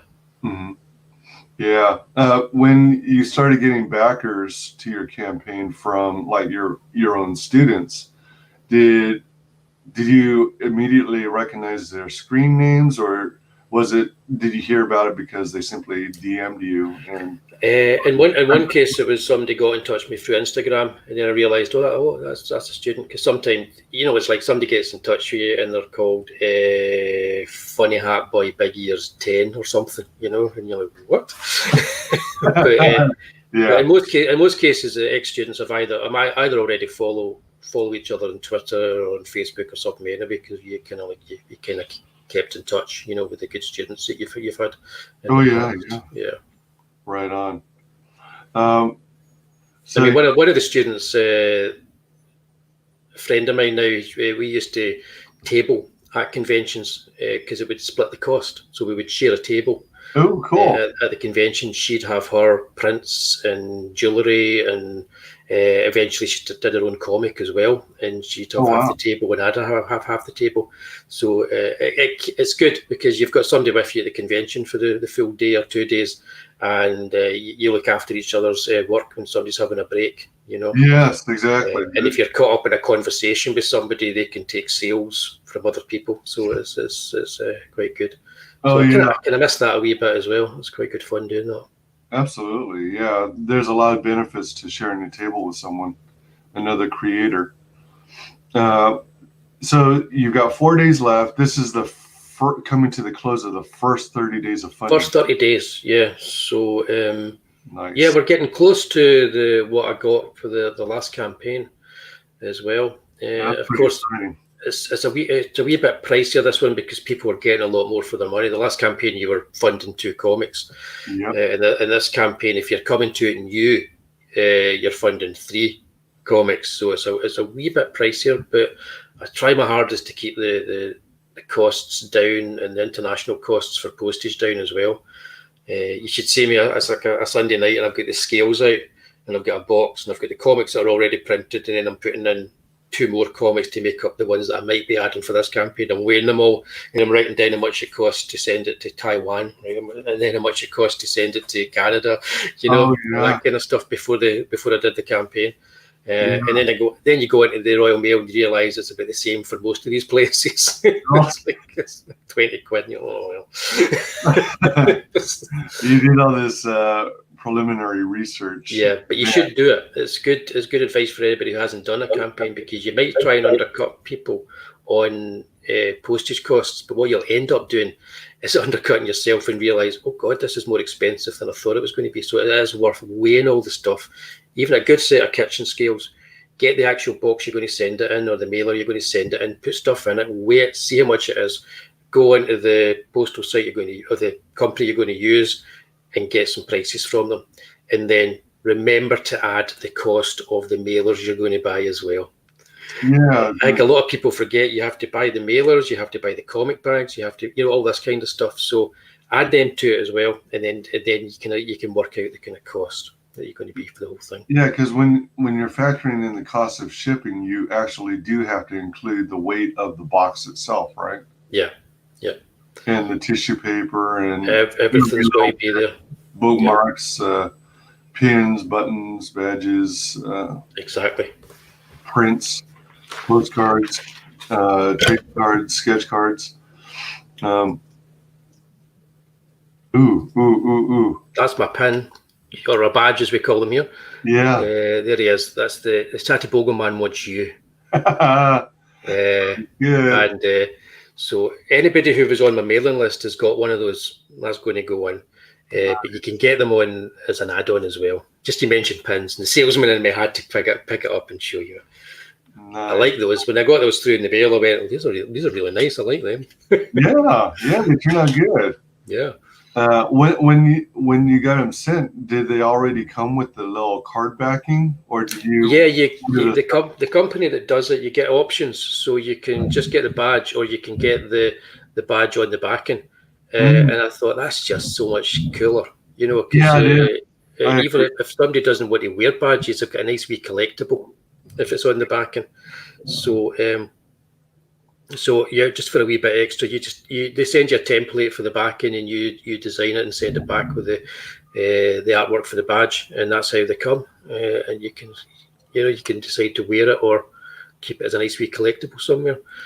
So yeah, there's probably going to be more badges if the campaign does really well when it goes into in demand. I've got some ideas for some other ones as well, because it's a campaign that has werewolves and bampots in it, so it'd be pretty bad if I didn't. Right. When you order and customize your backing, is it going to, do they actually break it down to where it costs a certain amount per letter and a certain amount? No, it's just the artwork. They just say, okay, here's a template, give us the artwork. make sure that you as long as you know where the bleed is, so it doesn't cut off. So you just give it to them as a JPEG or a PDF, and that's it. Okay, so Yeah. they don't do it like in newspapers where they charge you by the letter or the word. No. You don't have to. You don't pay more necessarily for something that's full color versus black and white. Nope, I don't think so. I think it's just a one-off. I mean, the costs now between colour and black and white, there's not that much of a difference if you're getting digital print done anyway. So yeah, it doesn't really work out that much cheaper. If colour's a thing you're thinking of, price them up. You probably colour is worth going for colour. I mean, personally, I would love to do everything in black and white, but I want to do a good old-fashioned 4-colour comic story of AILSA Dark, and I want it to look like it's something you would want to read. It's like a traditional American-style comic book, so I went with colour. But as you could say with that Tatty Bogelman in AILSA Dark print, I'd really like to just get in and do the black and white stuff too. So at some point, I'm going to do just a straightforward black and white comic. Right. So this campaign has 2 36-page comics and 1 giant-sized 52-page conclusion. Yeah. Which brings it to a total of 124 pages of fear-filled fun. Yeah. Fun. Go ahead. It is fun. That's the main thing. Even if you don't think you're a horror fan or you don't like gore, there's loads of gore in it, but it's so over the top and brightly red. It's not like it's nothing to make you feel sick. So some of the storyline when you read it with the characters, it should give you a wee frisson, make you feel a wee bit kind of like, ooh, that's spooky. But it's not going to give you bad nightmares. Not ultra gory or stuff like that. It might do. I wanted to make a comic that if somebody bought it and took it home and their 9-year-old brother or sister managed to get a hold of it and read it, they'd be excited by it because you shouldn't be reading it.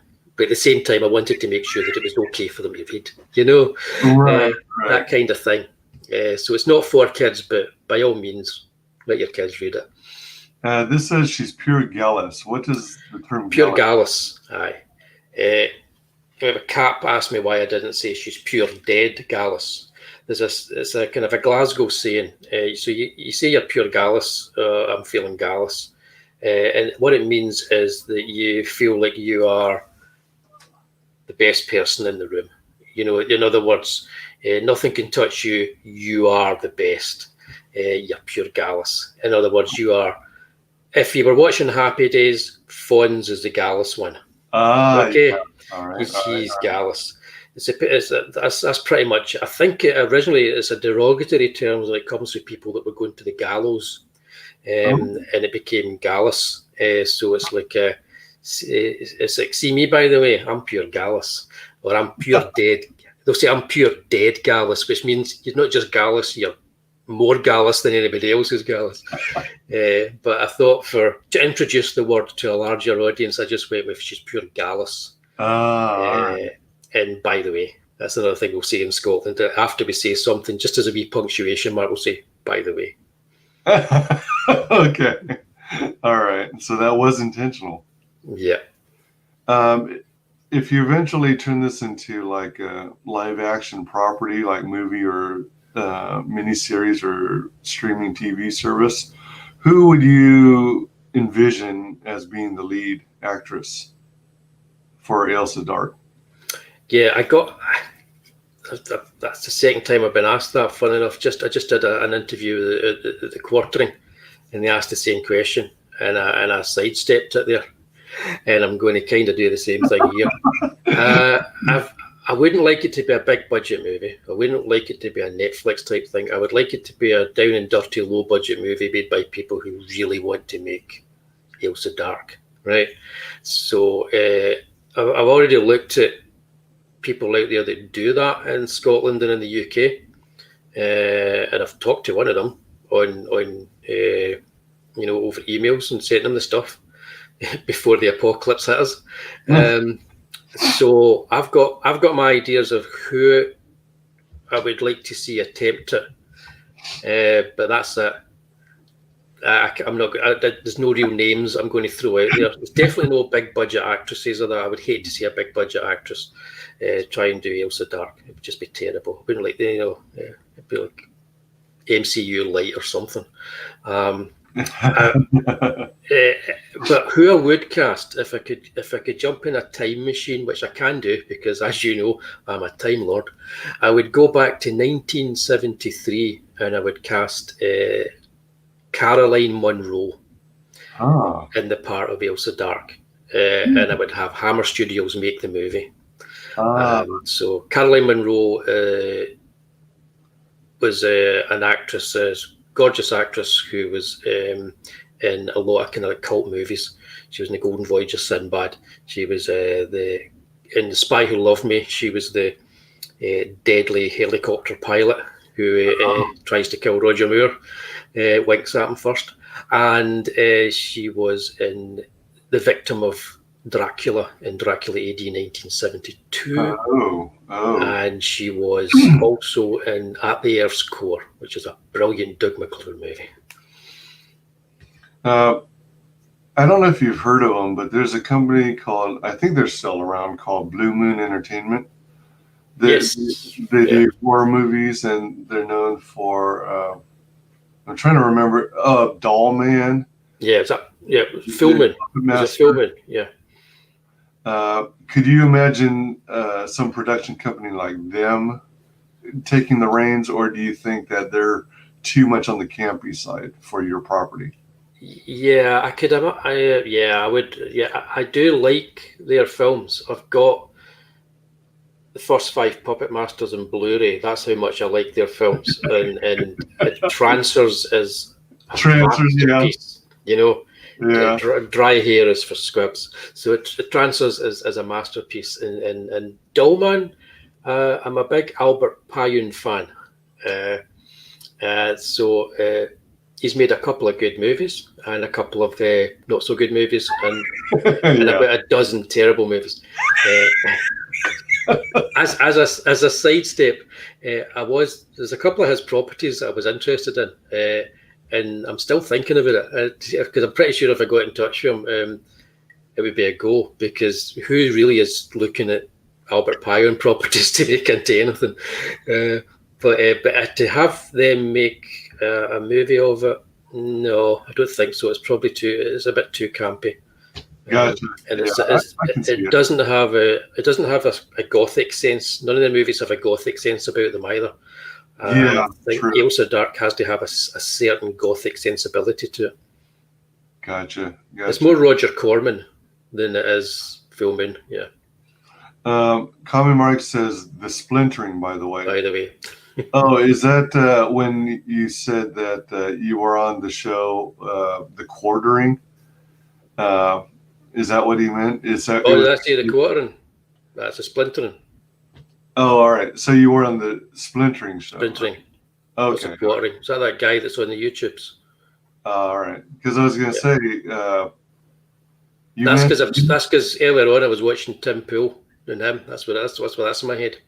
Oh, all right. Yeah. All right. I was going to say, how in the world did you get on his radar? I have no idea. But if you want to get it trending on Twitter, I'll be fine with that.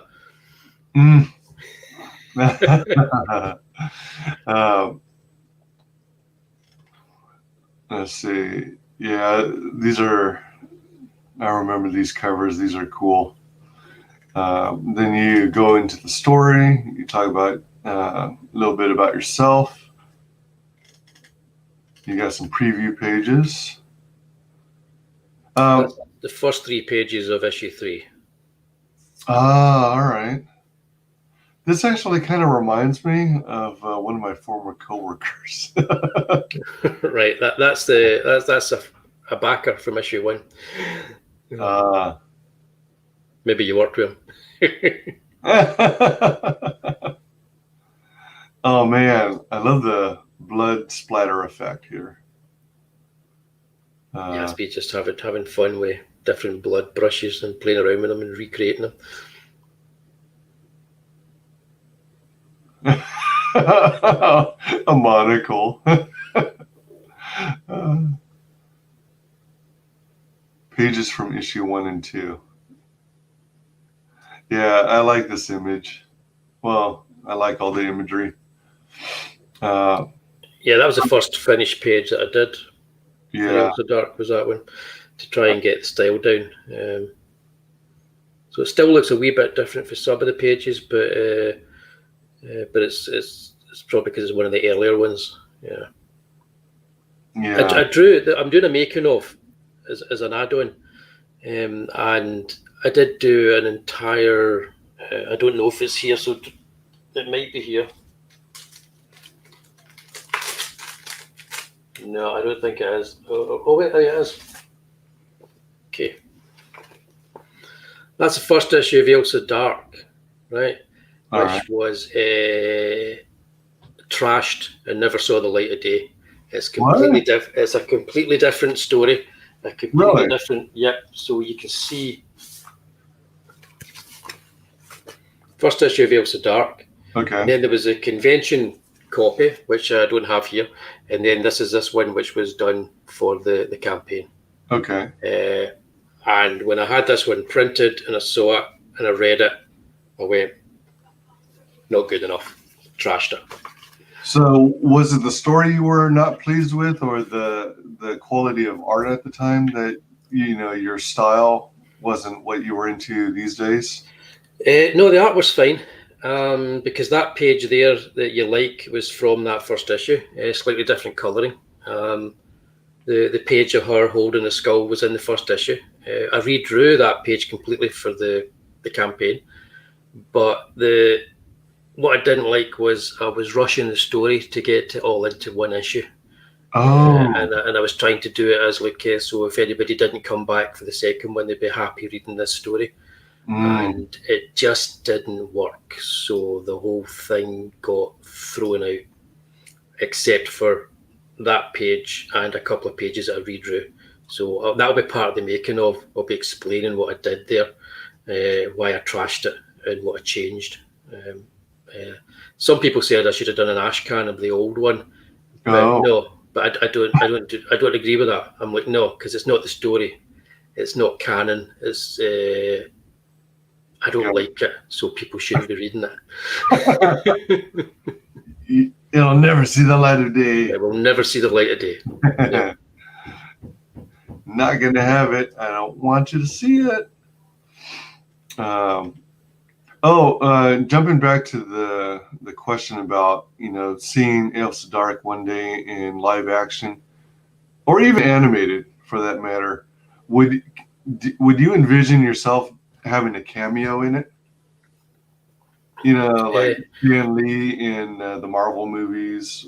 Or... No, I wouldn't have a cameo. I would have a featured supporting role, playing Bran Mon, the godfather of the werewolf mafiosa, sort of like family. Because if you have a close look at him in the comic, he looks a wee bit like me. So I have already. I don't know. Is he there? I don't know. Try that.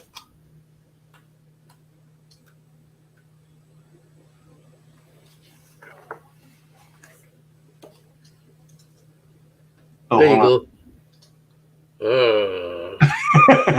There you go. So I would have to dye my beard.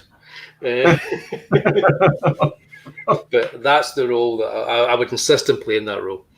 I was born to play a Scottish werewolf. Oh, goodness. Cool. And there's the Terry Bogle man.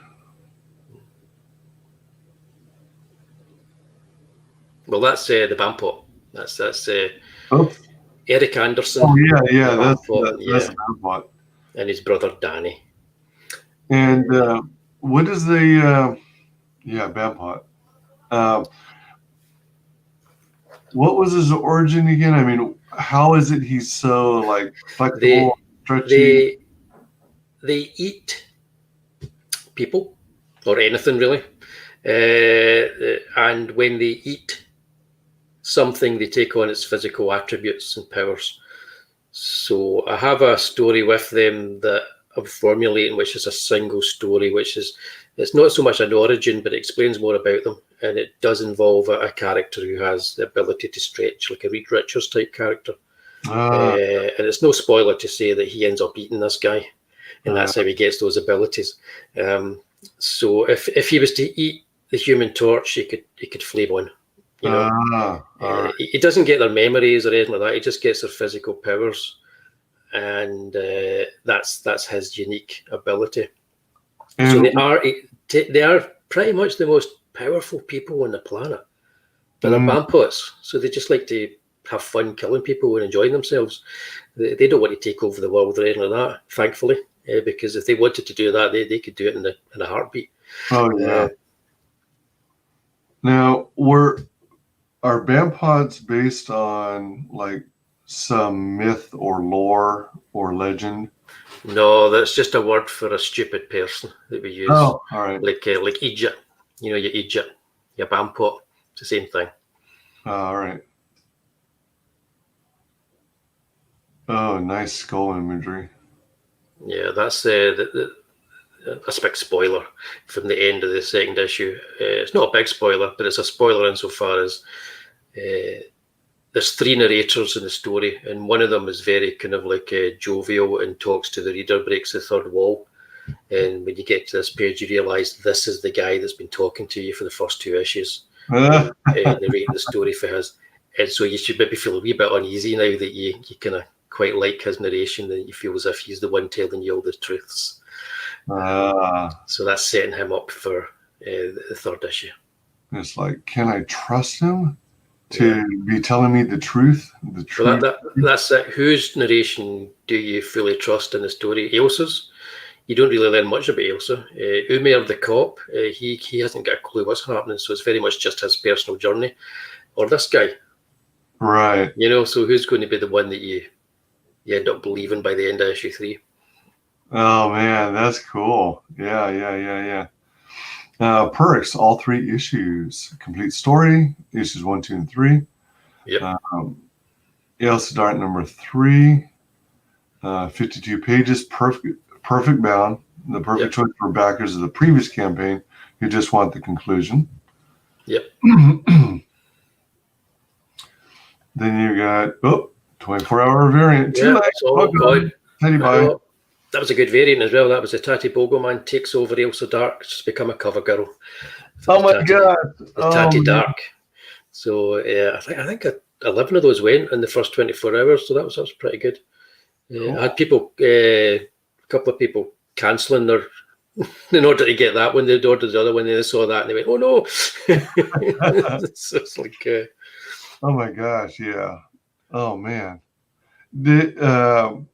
was it initially posted on your live campaign, or was it one of the secret hidden perks that you sent via email to? It was pretty much just revealed on it was Charlie's London's channel that I was on. So she said, "Come on and lodge on here," because I'm working on her book. I'm doing the one shot on her book with Charlie Chaplin and Stan Laurel.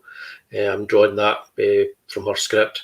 And so she said, "Come on my channel for your launch if you want." I said, "That's great." So we went on there and we launched it. And I just for the night, I unveiled it that night. I unveiled it about an hour earlier on the Rabbi's channel. I went on his Rabbi from Another Planet and unveiled that and then did it there. So I sent out a whole bunch of emails just before it launched. And I hope they all got through and didn't go to everybody's junk folder. You never know. To let them know there was going to be a launch, and that was a 24-hour variant. But it was a good idea because it's just kind of like it's something it's a unique collector's item. So I will only be getting a dozen of them printed now because it's 11 people who went for that, plus one for myself.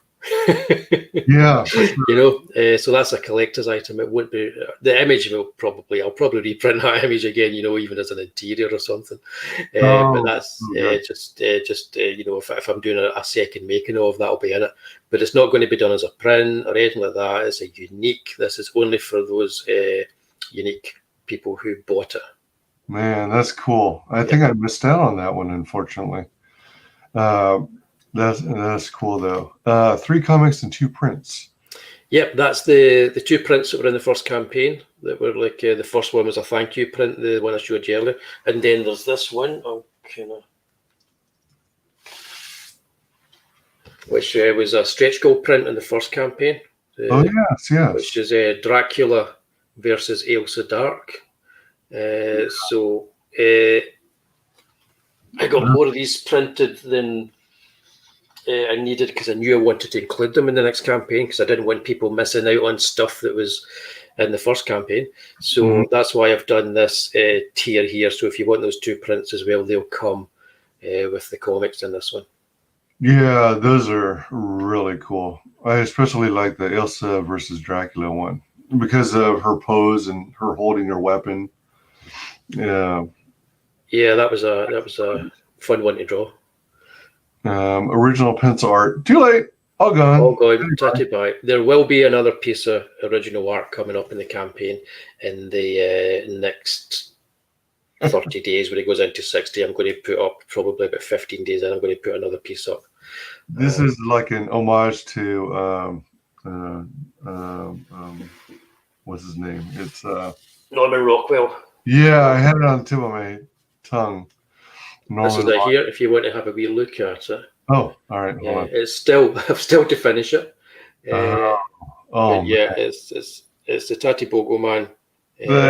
That's so cool. And I'm redoing the Norman Rockwell. So the actual paintings that Rockwell had printed, they had pinned to the canvas. I'll do them as themed Tatty Bogo Man ones too. I did it before as a cover to one of my comics in the past, and I wanted to recreate it and fix some things I didn't like about it because it was done on a Sunday. I did it on the one day originally, and I wanted to kind of like, I don't know if I've got that one here. I don't think I do. No, I just wanted to redo it again, and so I also wanted to redo it traditionally as a proper kind of like pencil piece, and then that allowed me to put it in the campaign. So I'll need to get cracking and get that finished because I can send that off as soon as it's done. Man, that's hella cool. And it's already been sold. Dang it! that was Peter Gilmore on the first night. Yep, he bought an original piece from the first campaign. He's a man of great taste. He likes my pencil art. So yeah. I was just falling in love with all the detail on the piece you just showed on screen. That simply beautiful, and it's not even finished yet. It's not even finished yet. It's getting there. There's a few wee mistakes I need to tweak. I drew his hat the right way around in the mirror, and it was only after I'd done it I looked at it and went, oh, hang on a minute, it's in the mirror. I'm not used to drawing him. I hadn't flipped his hat around the way it would be in the mirror. I made a great effort to make sure that the face and everything was drawn reversed. Yeah. I forgot to do the hat that way. So I need to tweak that first. But this is a fear box. This is like anybody who gets this is like £225, I think is what it is. I don't know what that is in dollars. You can check that in a wee minute. But this is everything that you would kind of want from the campaign. You get all 3 comics. You get the Tatty Bogo Man 3D special. You're going to get the Making of Ailsa Dark, which right now is a 28-page comic in itself, book in itself, and that could end up being bigger. You get the postcard set, which is 6 collectible postcards. You get the badge. You get an original sketch card. It will either be the Tatty Bogo Man, Ailsa, a werewolf, or a Bampot, or Harry Logos, one of my other characters. You get the Ailsa Tatty Bogo Man print. You get the Ailsa Dracula print. And you also get an A4 pencil sketch commission. So if you let me know what character you want me to draw, or what doesn't even be a character, it could be a classic horror actor, it could be Peter Cushing, or it could be Bela Lugosi or something like that, or Caroline Munro, for instance. You let me know if you want Superman, Batman, or if you want the Tatty Bogo Man, and who wouldn't, or something like that. Whoever gets this gets all that swag, plus a commissioned piece of art. My And that's going to come in a special box that I'm getting, which is going to be nice and black and sleek, and it's all going to be wrapped in very nice, posh red tissue paper, as befits AILSA Dark. Oh wow, fancy. So that's, I don't know, it's £225, whatever that is in dollars, but there's no postage added to that. So you pretty much anything you're getting there is what you could get as add-ons in the campaign and stuff from the last campaign. It's all included in this. And you're also going to get the print of the Tatty Bogleman, because that stretch goal has been achieved as well. So that'll be going in there too. Cool. And it's going to come in that long black box. Yeah, it's a nice kind of A4 black box. It's going to come in, and I'll need to put in something to protect the box too. So it's just going to be it's nicely packaged, like I say. So when it comes through the post, you open it, you'll kind of go, oh, that's nice. You know, So the black box will be in another box to protect it, so that the black box. Yeah, I'll probably have to do that. Put it in a bubble wrap thing or something to get it to you, so it gets there in one piece. Yeah. Nice. I have had some campaigns send me things where it's like they've just thrown it in an envelope, you know, taped it and posted it. None of that. Right. Yeah, because every time I see boxes now, I think of Ethan Van Sciver's campaigns, and he was talking about, you may be familiar, about releasing a chicken box, and that would resemble, you know, take out fried chicken to go, and he was going to pack the books in that, and then simply slap the stamp on that, slap the postage on it, and ship it out. But everybody wanted it in pristine condition, so now he has to. Enough people have spoken up to where now he's going to have to like put it in like USPS priority mail or something like that, so that the chicken box itself is intact and doesn't get damaged. Yeah. I got Commie Mark sent me his in a Cocoa Pops box, and that was fun. Yeah, that was really fun. He was trying something out, it's a bit different. But it was all well packaged and sent really well. Nice. Let's see, that's a Fear box. Then you have digital only, digital tiers for returning and new backers. Yep. So you can get the third issue. If you backed me on digital before, you get the third issue. And if you're new to the campaign, you can get all 3 issues on digital. So, the digital, they're priced fairly decently, I think, the digital. You know, I don't undersell myself on digital because I look at it that people are backing the campaign. I think when some campaigns put up a digital copy for a couple of dollars, I'm like, why are you doing that? Why are you giving away all this work that you're going to be doing over the next few months for a couple of dollars?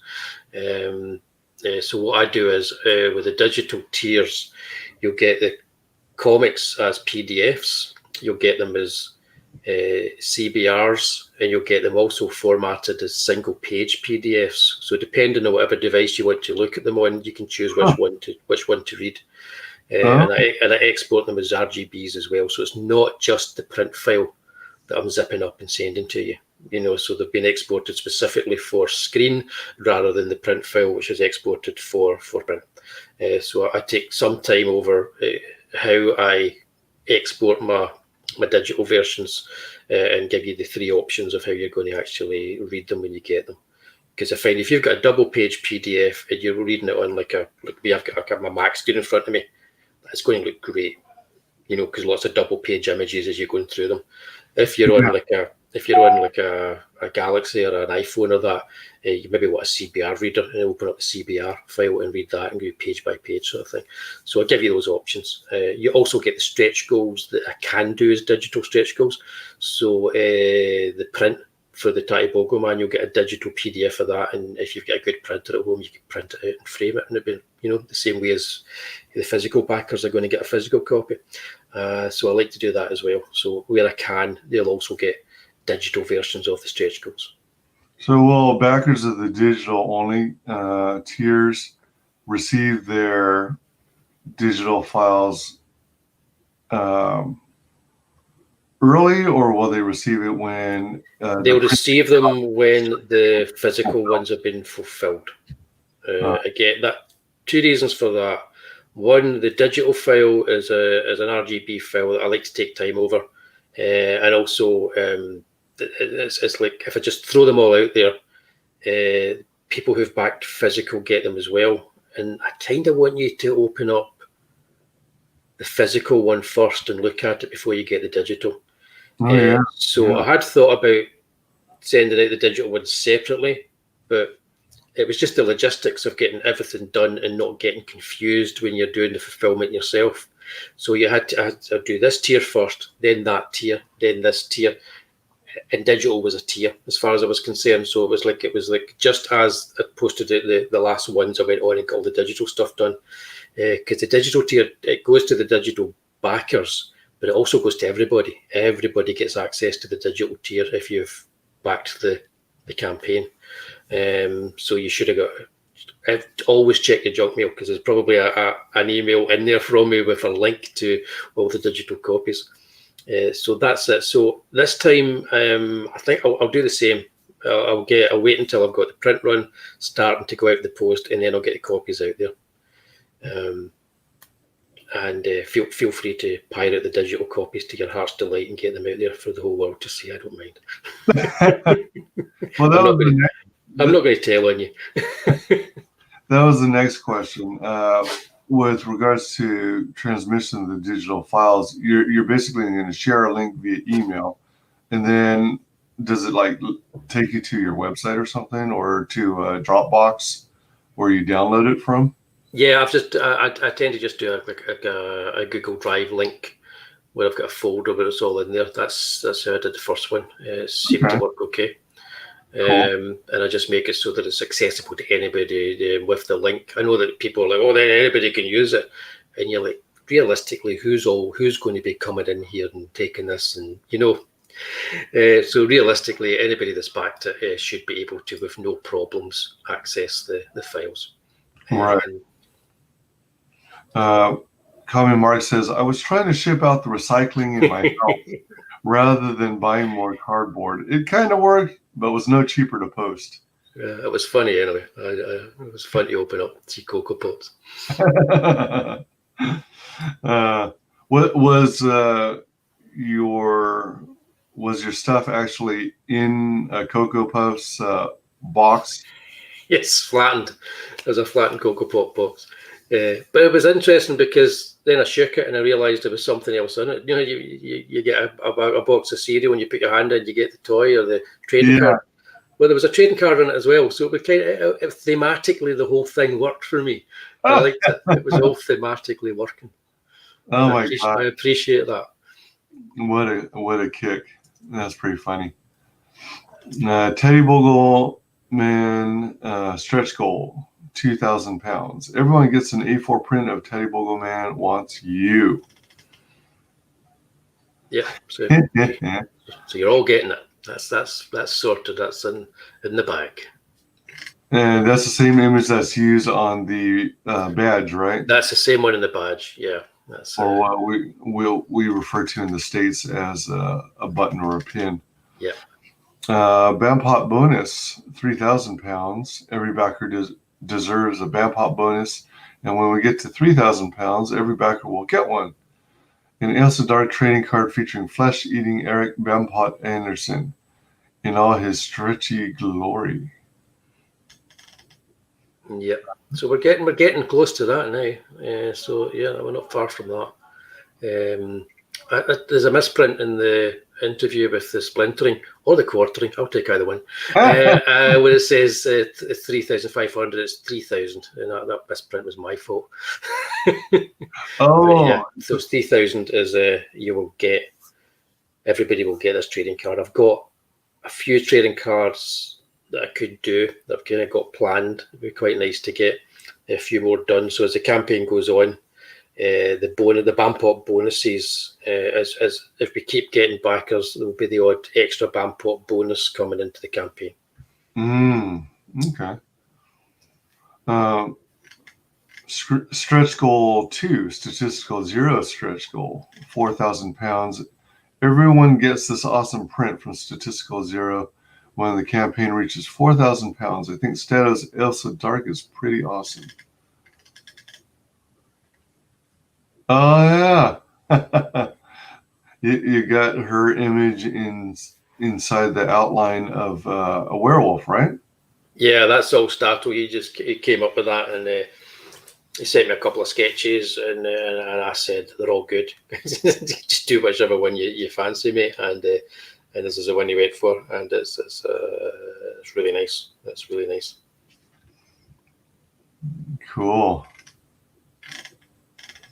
Postage and packaging. Yes. Comics and prints will be packaged in rigid boxes, Yep. securely sealed with clear tape. Postage and packing costs have been calculated and kept as low as possible.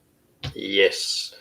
And it's the clear tape's for the reason that you'll be able to see where you should be cutting if you've got a scalpel or a knife, so you're not going to cut into the comics. So you'll be able to see these edges, and you'll go, I just need to slice down here, and then you should be easy to open up. Gotcha. Issues 1 and 2 were completed for the first campaign. I begin work on this final issue, and you can follow me on social media for all the updates and to see the work in progress. This is a passion project for me, and I've got a whole new world to build and share with you. Let's do this. Become part of Team Dark.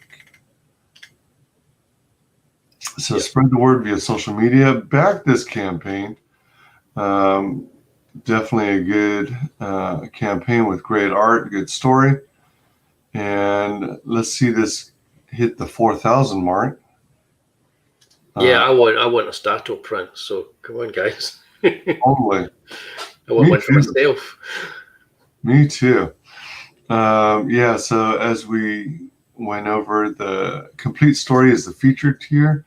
I always love when there's a featured perk tier, because it is the most bang for your buck in most cases. Yeah, I wanted to put it's the cheapest option to get all the story, which is what should be the focus of the campaign. So this is like you buy all these issues, you've got the whole story, you're not missing out on anything, and you can get the add-ons from the first campaign. Once you go through, you've got options for add-ons, so if you want to add them, you can do.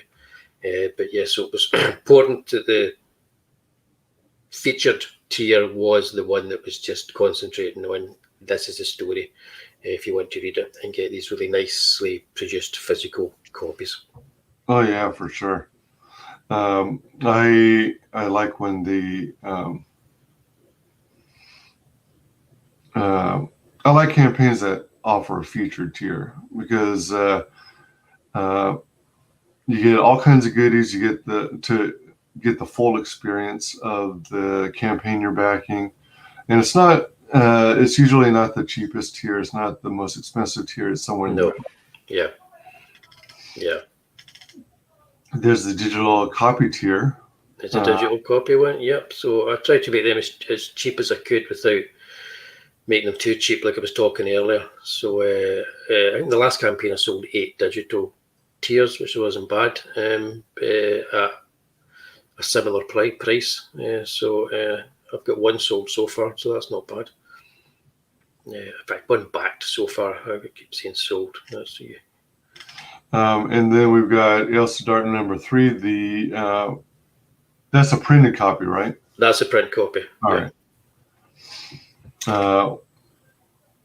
So there's 15 of them going, but there's also 11 of the alternate 24-hour special cover god as well, but you have to turn that off after 24 hours so it doesn't show up on the actual campaign. So yeah, and that's 52 pages, right? 52 pages. So that's a hell of a deal at 27 USD. It is indeed. It is indeed. It's the one thing people look at it, they'll go the 3 issues and they'll go £45 and then postage, and you're like, you know, the third issue is 52-page Perfect Bound. That's a graphic novel that most people would put up. And the first 2 issues are 36 pages each. So you're getting a lot for the money there. And it's kind of like, my approach is to try and keep it as low as I can without killing myself, you know, because I want to make sure that this is worth producing, and that people are getting the best piece of work I can produce for their money. And I think I've got the pricing just right. I think so. Yeah, it looks really good. And then you've got the digital catch-up with all 3 issues in digital format. Yep, all 3 issues in digital. Again, I'm not undercutting. It's a decent amount of money for the digital, but again, you get more digital add-ons with stretch goals as it goes as well. So you're going to get more stuff added to that. The more money that accumulates, and the more backers that come onto the campaign. So anybody that backs digitally is going to be able to open up a digital box of delights in the same way as the physical backers will be able to open up a physical box of delights. Yeah. Hold on a minute.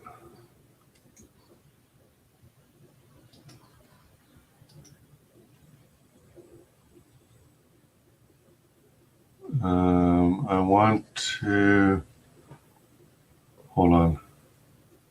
I'm beginning to look spooky. It's getting dark here. Is it right? Yeah, you might. So, if I turn down my monitor, you can barely see me. That's there we go. All right. Oh, there we go. All right. I had to take a moment. I saw some spam from Twitch.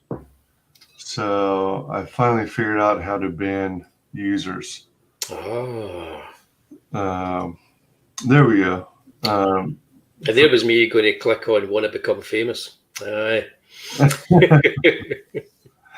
Oh, you can see it too. Yeah. Yeah, I can see it too. It's weird because you get spam. I put up videos sometimes, or a video. It happens every Sunday with the CG UK. I do the wee video that we have.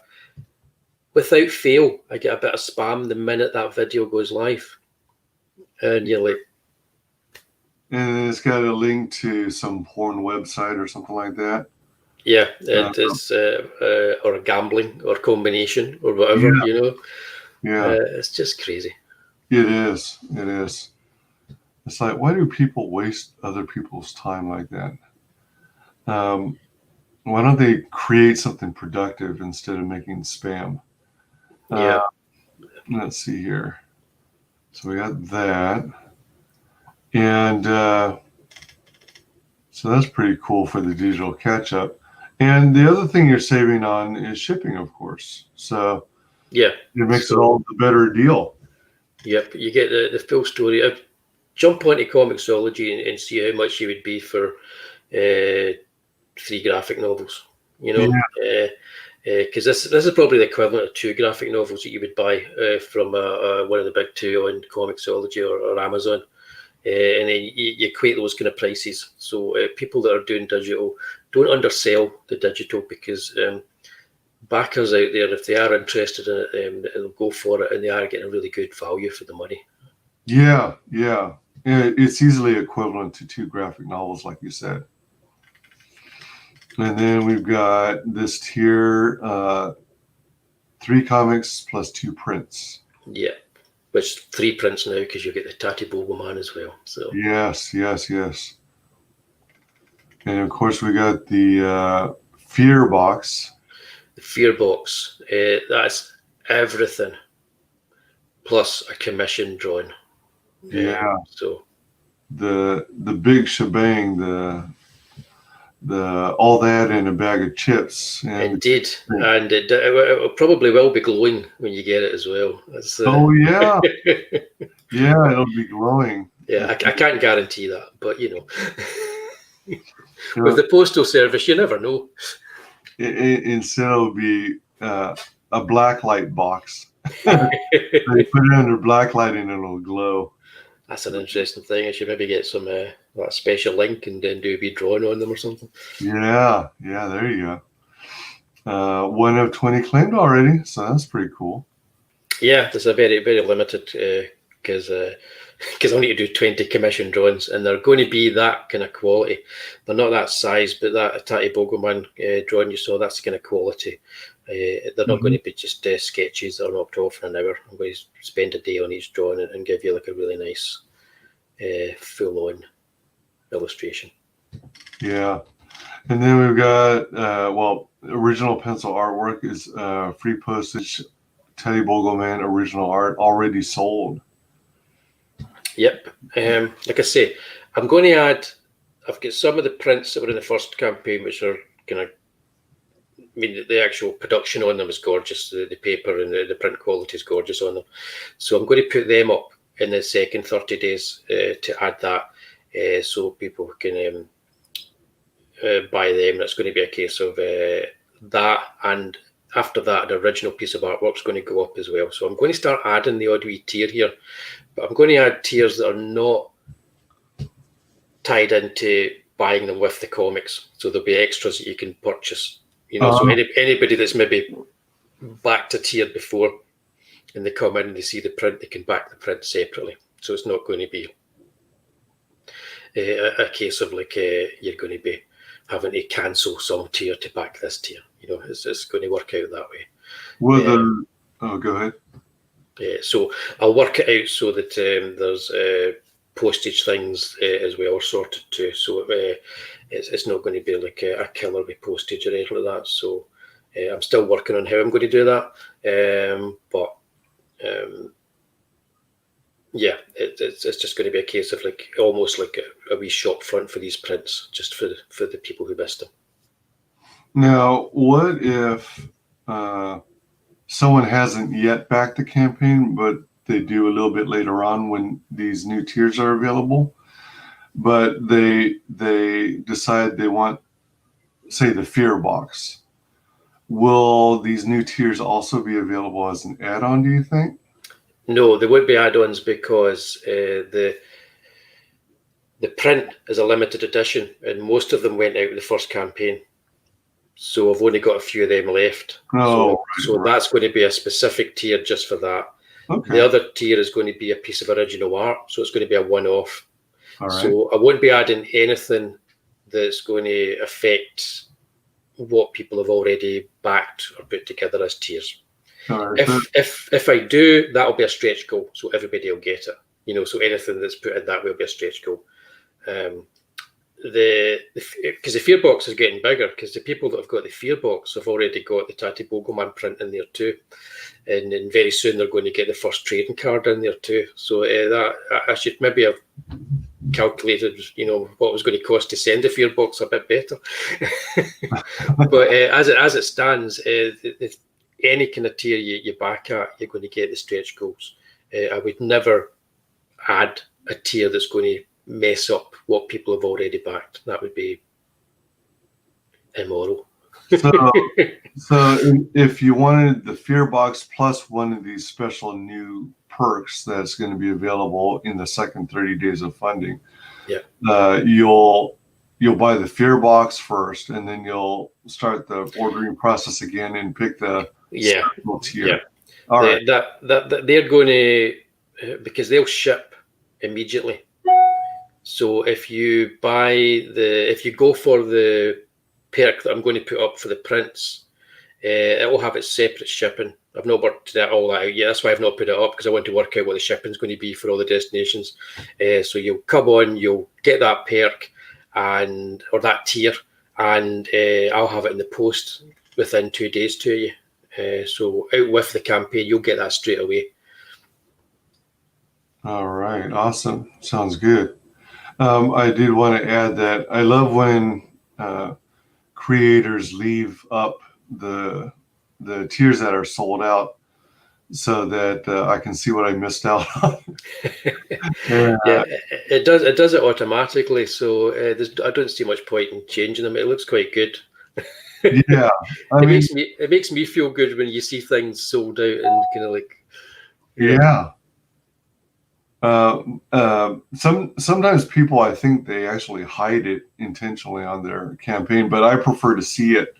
And I think in a sense, what it does is it reminds people, oh, you missed out on this cool tier that you should have gotten. Well, next campaign they open up, be sure and get in on it earlier so you don't miss it again.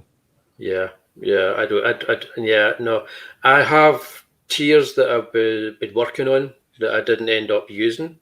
But I would never take a tier or hide a tier or take a tier off or anything like that. It's like they're all up there, and I think I've got my tiers worked out quite well. You don't want an awful lot of tiers. You don't want people overwhelmed with them.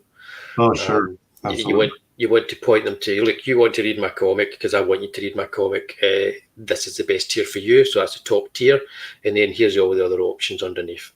And the way that it works in Indiegogo is you've got no control over how they do it, so they always put the cheapest one and they work down to the most expensive. Okay.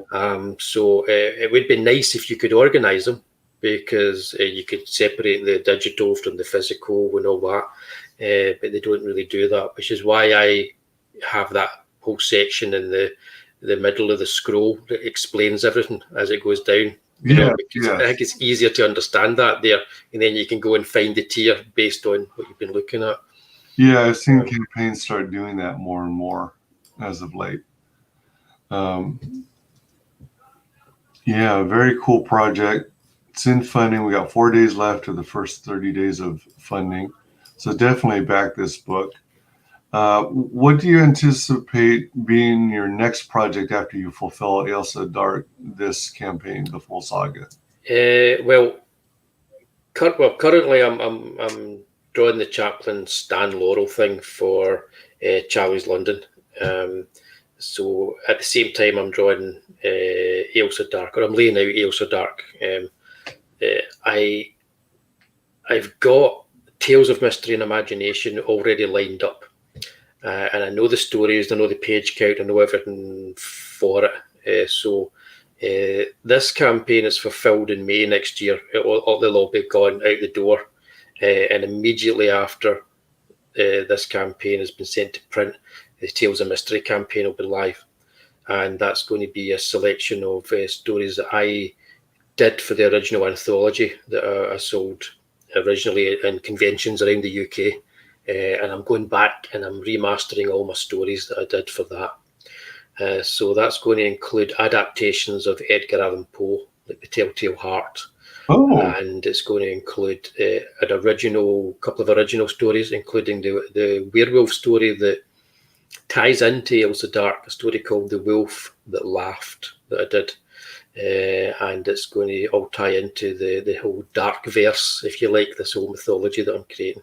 So that'll be the next campaign. It'll be quite a good kind of chunky graphic novel anthology of stories. And I've also got a spin-off from AILSA Dark. One of the characters, Logos, the banter demon.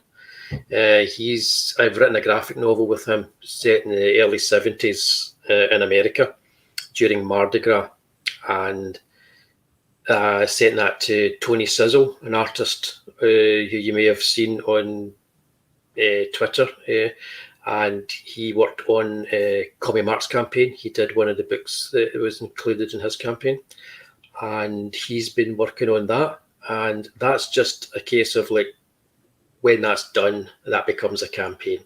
So I wrote it and sent it to him and said, just when you've got time, work on it. So it's really good, if I say so myself. And the first pages he's done look fantastic, totally different to what I would do. And that's great. So you're going to see what it's like when I write something and somebody else works on it. But that could be a year, 2 years, whenever. It's a case of like, don't want to rush that. You just work on that, and that'll be a standalone graphic novel. Wow. So by May of next year, I'll be doing Tales of Mystery and Imagination. Then we've got that, and there's also one other project that I want to get off the ground, which is a kind of a historical medieval type thing. But that's well down the line. I've written it, but I don't want to draw it yet. I can't be bothered. It's too much work. I've got too much to do, so I can't even think about drawing it. Yeah, because you're still working full time as a lecturer, right? Exactly. So that's the case of like that's why I don't like talking about buying tiers. And I keep saying that sometimes because everybody says it. How many have you sold and whatever? I like to think of it as backing, because I'm being backed to be able to do the work. Right. And the only time I've got to do the work is the days that I'm not working. And there's a lot of people who do campaigns that are like that. So the day job, it's when you're finished with the day job, you need to do a wee bit more of this, you know. Yeah. And sometimes it's really hard to kind of get the motivation to get into the right kind of frame of mind to get in there. Sometimes you need a day or two to get back into that, and then you're back in the day job again. So it's one of these things where I'm not going to announce things and put them out too soon. Yes. People will know Tales of Mysteries and Imagination's coming, and it's Tatty Bogleman is going to be advertising and promoting that when it does go live. Hence why he's got his own Twitter page. He's going to take control of that, take a wee bit of the weight off my back, you know. I'll just leave him to do it. But he's going. When you're ready to, are you going to do like a full 6-month pre-launch campaign where you build up your email list again? I think I will. Most of the people who backed on day one came either from the list that I had for this campaign or directly from Twitter and YouTube. Cool. All mostly based around the work that I've been doing promoting out there. Because sometimes you think people are going to get sick, they're going to see another tweet promoting us. But if people are getting sick of it, they'll probably just mute you. And if they mute you, they're not going to back it anyway. So, yeah, I think I will. I'll definitely do that. I'll get a new kind of campaign, sort of like a mailing list up there for it, and do it for even a bit longer next time. So once AILSA's in production and before she's fulfilled, I will be asking people to sign the mailing list, and then in May next year, the Tales of Mystery will go live as a campaign. Nice. That is freaking cool. I admire your planning everything out in advance. That's admirable. Commie Mark says Tony Sizzle did American Evil, which WyzGyz has in his house. Yeah, it's very good too. Very cool. Let me see. Let's play the trailer once more, and then we'll wrap it up. Cool. The ghosts are moving tonight. Rest tonight. Rest tonight.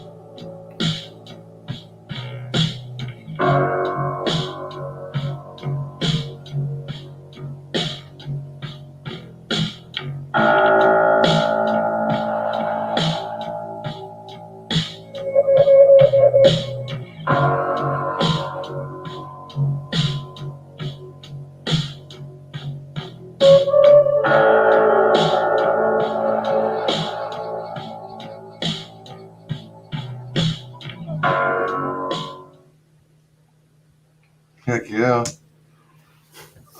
So it's on quality silk paper. What is the advantage of silk paper over other weights of paper?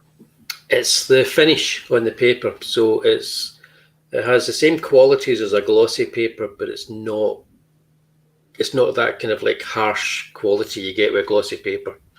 So it's kind of like it's somewhere between a matte. Ideally, stuff printed on a nice matte paper has a better aesthetic quality. So regardless of how you read it, it's fine, no matter how the light hits it.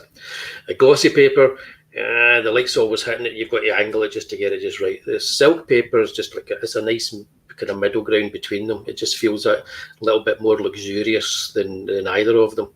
And that's why I went for silk. I think it just is, and if you get just the right weight as well. So I went for a slightly heavier weight than most people would go for the interior pages, because they're good. They're 36 page for the first issues, and they're good and thick because you've got 130 grams silk paper and 170 gram for the covers as well. So they're much thicker and more durable, and I like to say sexier than your typical comic book. Yeah, you definitely want the cover to be heavier than the interior pages for sure. Unless you're Marvel or DC. Oh my gosh. Yeah, so this is a freaking cool book. I'm really excited about it. Looking forward to getting my copy. Thanks. And I'm going to give you the floor. Would you share with the world how you can be found on social media? Yeah, you can find me just as just type in AILSA Dark and see what comes up in Google. You'll probably find it. So my Twitter is like @Crawford_Hazle. That's my middle name. My middle name is not Will, it's Crawford. But yeah, you can find me on Twitter. Find me on YouTube as well. If you're on YouTube, which you are on YouTube right now, after this is finished, just Google my name, William Crawford Hazle, and you'll find my channel. And I'll be streaming later on in a few hours, 3.5 hours from now. I'll be streaming with a rabbi from another planet, and we'll be talking about horror and Doctor Who. And then tomorrow night we'll be watching the Turkish Dracula movie, Dracula in Istanbul. Me and Statistical Zero will be doing that. So yeah, find me on YouTube, find me on Twitter. I'm on Facebook as well. But yeah, if you find my YouTube, the links are all at the top of the banner on YouTube. So that's probably the best way to find me. That movie you're going to do a watch along for, is it, I meant to ask, is it considered public domain? Well, yes. Oh, okay. Cool. It's the other things around it that I'm maybe having a bit of trouble with, because I'm doing a full night of the movies. Oh. So you're going to have the adverts and everything leading up to it. And I put up I spliced them all together as one big video, and I put them up on YouTube. And then come the night, we're going to play that and watch it. And I got 19 strikes immediately as soon as I put it up. So, not strikes. It was just kind of like copyright claims on it. Yeah. Oh my. But it's still up. It's private, but it's still up. So I'll be playing that on the night. So who knows what's going to happen? It's all old stuff as well. It's a couple of adverts you would have seen in the British cinema in the 70s or the early 80s, things like that. And it leads into, it's going to be kind of like, now feature and all that kind of stuff. And then we play the movie. And it should be interesting. So we're just going to go in blind and watch this movie. Subtitled Turkish Dracula movie called Dracula in Istanbul, and see how much fun we have. And then if it is going ahead, I think it's still going ahead on the CG UK. After that, we're going to be doing a little Thanksgiving special. Wait, is the Thanksgiving special tonight?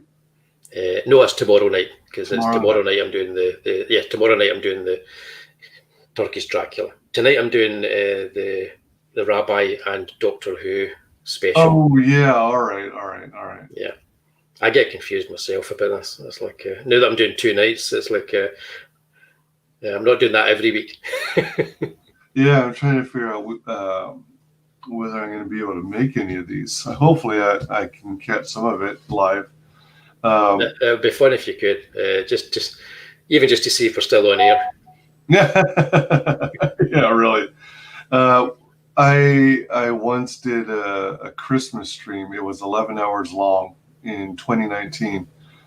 And I got at least 6 copyright strikes for Christmas music that I thought was considered royalty free. Yeah.